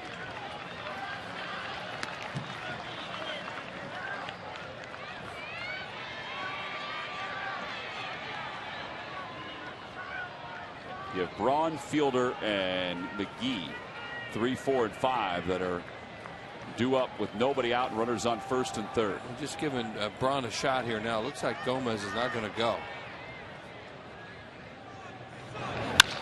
To straightaway center field. He hit that a ton.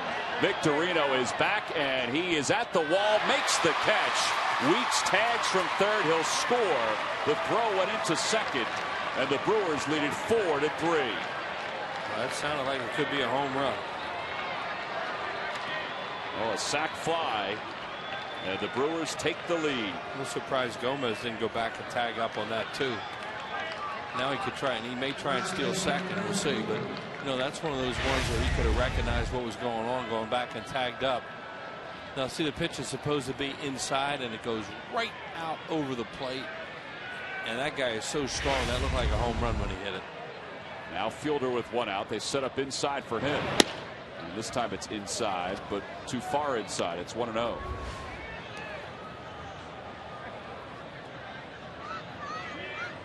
See Fielder's numbers against Kendrick. Top of the order coming up. Trying to keep it to 1 here. Yep.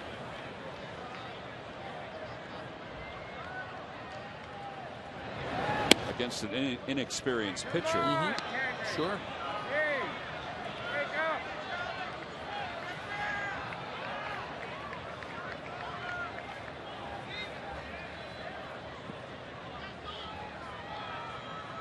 Braun, you think, how'd the park hold that thing? That ball cut back. It's 2-1.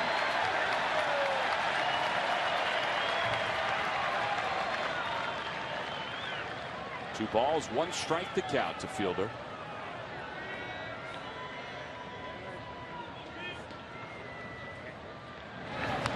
And it hit him. And now runners on first and second.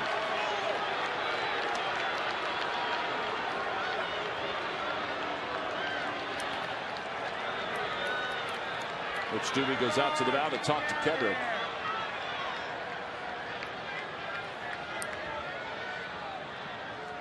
Casey McGee is due up.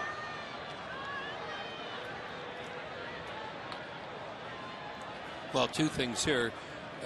They're going to talk about Gomez at second base too. Do not forget about this guy at second, or he'll be on third before you can blink. He just went over to talk to third base coach Ed Cedar there. You know, and the rest of it's on pitching and trying to get the guys out. But there'll be a reminder about that guy at second, and who's going to be over there keeping him close. Well, the inning began with Kendrick walking Ricky Weeks, and then the sacrifice by Gomez, and the errant throw by Kendrick allowed Weeks to go to third, and then the sac fly by Ryan Braun brought Weeks home from third. Now Fielder's been hit by a pitch, and Casey McGee is the batter. McGee is 1 for 5 tonight. And it looks like it's Valdez trying to keep him close, and he's got a big lead.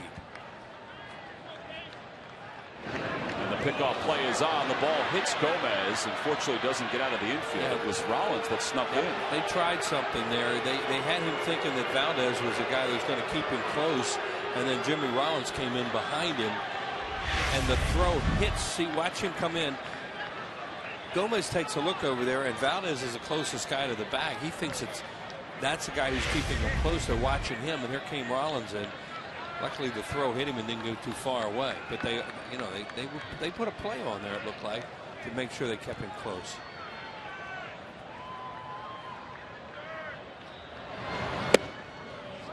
Low with that sinker. 1 ball, no strikes.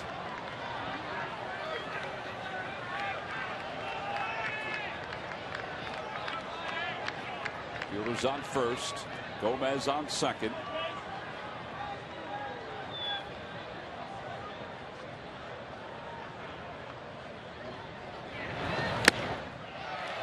Boy, McGee really opened up on that pitch, and it cut to the outside part of the plate. He pulled off a little bit. He's trying to tell himself to keep that shoulder in. It was a good pitch by Kendrick.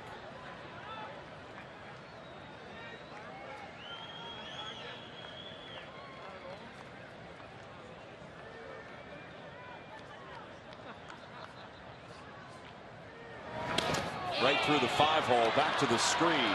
Gomez to third. Fielder up to second. So the double play is not in order. And it's 2-1. Throw a change up there. See the grip. And Carlos Ruiz just lifted up, as Tom said, through the 5-hole. That's not a good play by the catcher. Be a wild pitch, but it's a ball that he obviously knows he should block. Well, now they're going to put McGee on to load the bases for Betancourt. And try and get a double play and get out of the inning with one.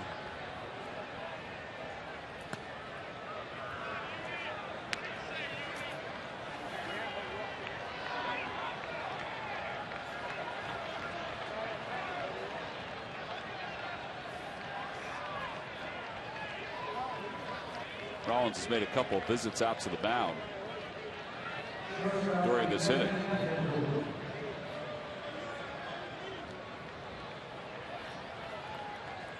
So here's Betancourt. Betancourt tonight is 0 for 5.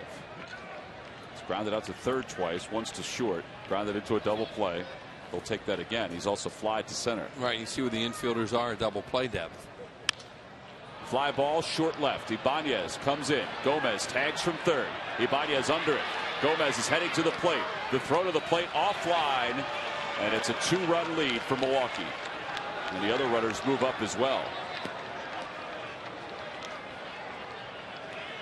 So 2 sac flies in the inning, and the Brewers have the lead.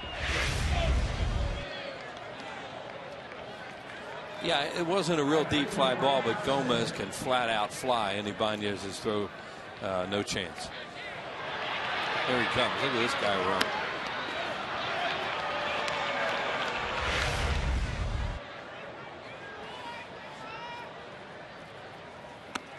Now they're going to walk Kotsay intentionally for the second time.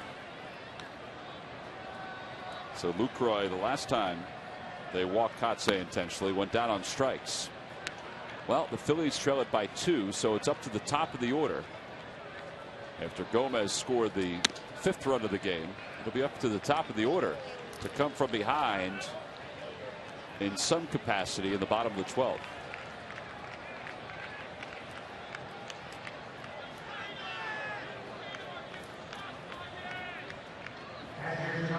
And so far, the Phillies tonight with 8 hits, all singles.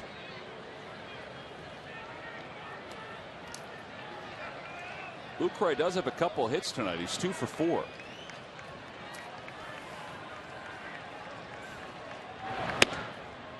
And a cutter for a strike. It's 0-1.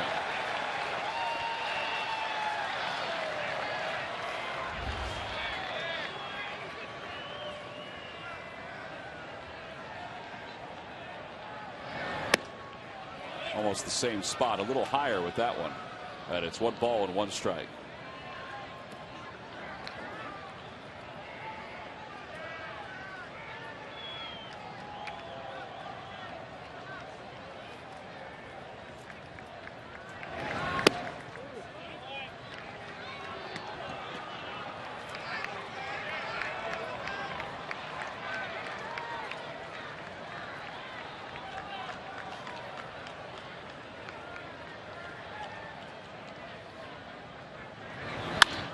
To the right side, Valdez can't get to it. 1 run scores. Here comes McGee. He's heading home. The throw by Francisco on 1 hop, and he is out at home plate. Good play by Ruiz. Nice throw by Francisco. However, the Brewers scored 3 runs in the top of the 12th, so the top of the order has some work to do when we come back to the bottom of the 12th.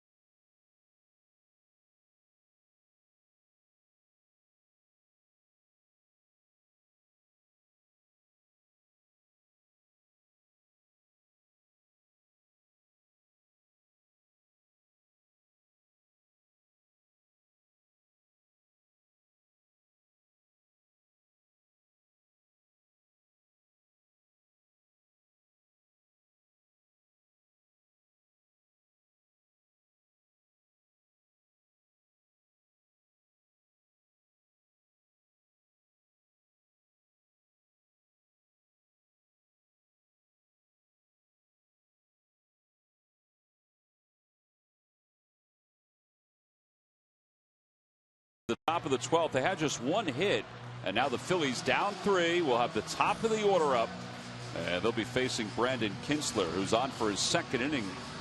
Kintzler was actually getting ready to hit after Ben Francisco threw out Casey McGee trying to score from second. Kintzler took the jacket off, went back to the mound, and he'll throw pitch number 187 in a moment for the Brewers staff. Had a lot of clean games lately, and this one certainly doesn't go. Certainly wouldn't qualify. Yeah, the teams have combined for 9 runs, 19 hits, and 4 errors. A lot of bizarre stuff here in this game.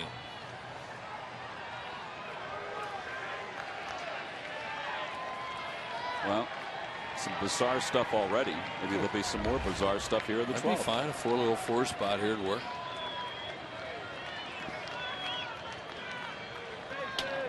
Victorino does have an RBI tonight. Just trying to get on as he takes a fastball for strike 1.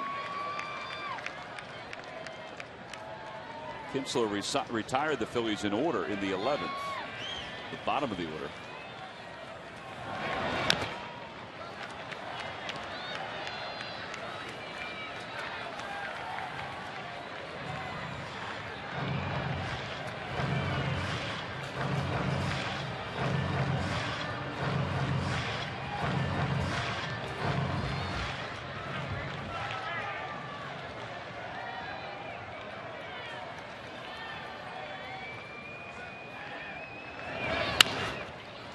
Over to shortstop. Oh, the ball hit the lip of the grass again. There we go. And it went right under the glove of Betancourt. It's the second time tonight it did that.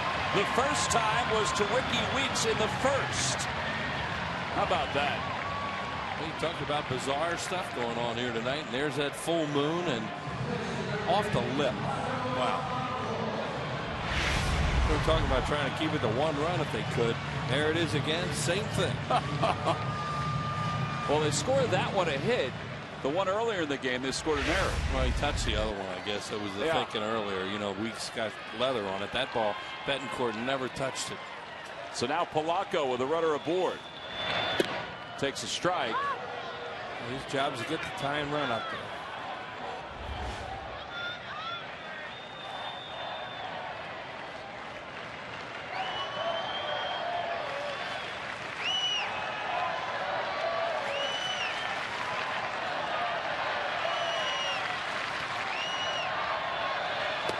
Little low, 1 ball and 1 strike. We see that singles rally at the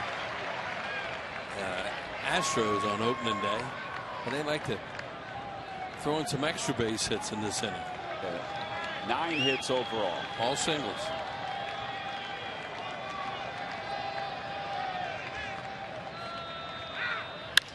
Opposite way, Kotze. Boy, he had him played perfectly. Kotze had been deep most of the night, was in perfect alignment for Polanco.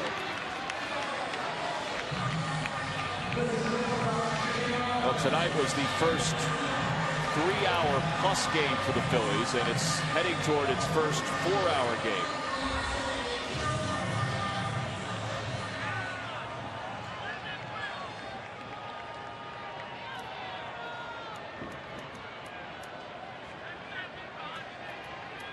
Now Rollins is up.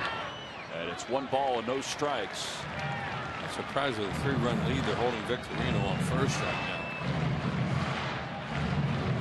Randy Wolf sitting and watching. He'll pitch tomorrow for the Brewers against Roy Halladay.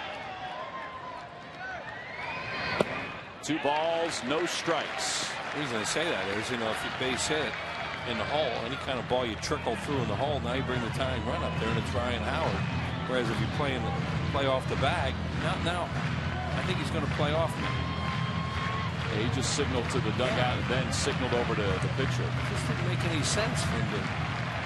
I mean, go play the hole where you should be. Crazy game. There's a strike, and it's 2-1.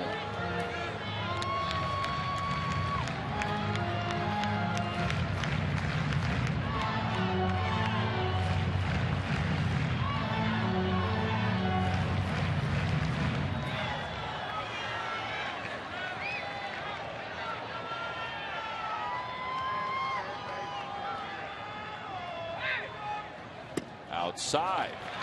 So the Phillies trying to get the tying run to the plate. If Rollins gets on, Ryan Howard will be the tying run.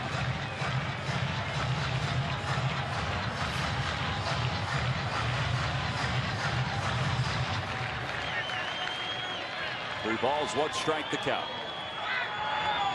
Outside, the tying run is coming to the plate. That's just as you said, Tom. You know, this guy is not used to this, and that's why, you know, the Phillies really wanted to keep the damage to a minimum, and by throwing the runner out at the plate, they at least get the tying run up to the plate with 2 men on and not the bases loaded. Rick Kranitz has got himself a little path out to the mound. He'll be out there chatting again.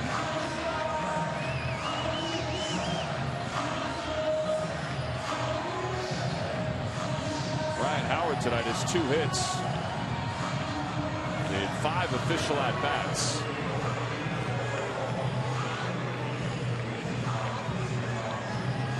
There's not a whole lot going on at either bullpen. Now, we saw Chris Narveson go out to the bullpen an inning or so ago. Narveson scheduled to start the final game of the series. Danny Baez is left in the pen for the Brewers. That's Zach Braddock, who's standing with his hands on his hips, the South Jersey native. Yeah, he's the last guy available out of the bullpen as far as bullpen pitchers go.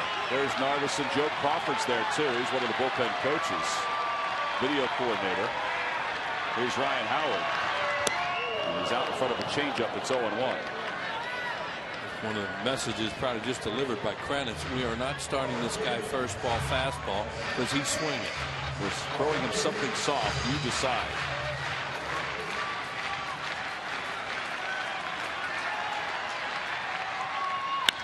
Down the left field line. He tried to sneak a fastball by him. And it's 0-2. Oh, boy. Flip-flops and all. He got back up to the crowd.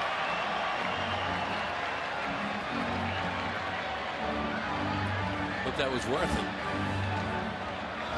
Well, if he got anything out of it.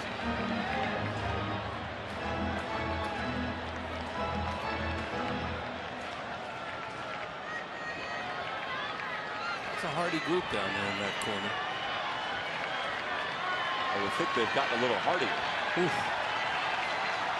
0-2 the count to Howard with 1 out. He's the tying run. There goes Victorino. Pitches in the dirt. And Victorino walks into third.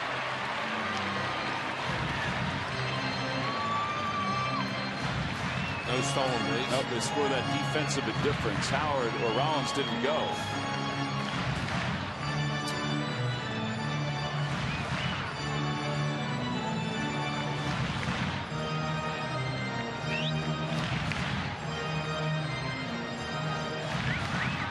To the count.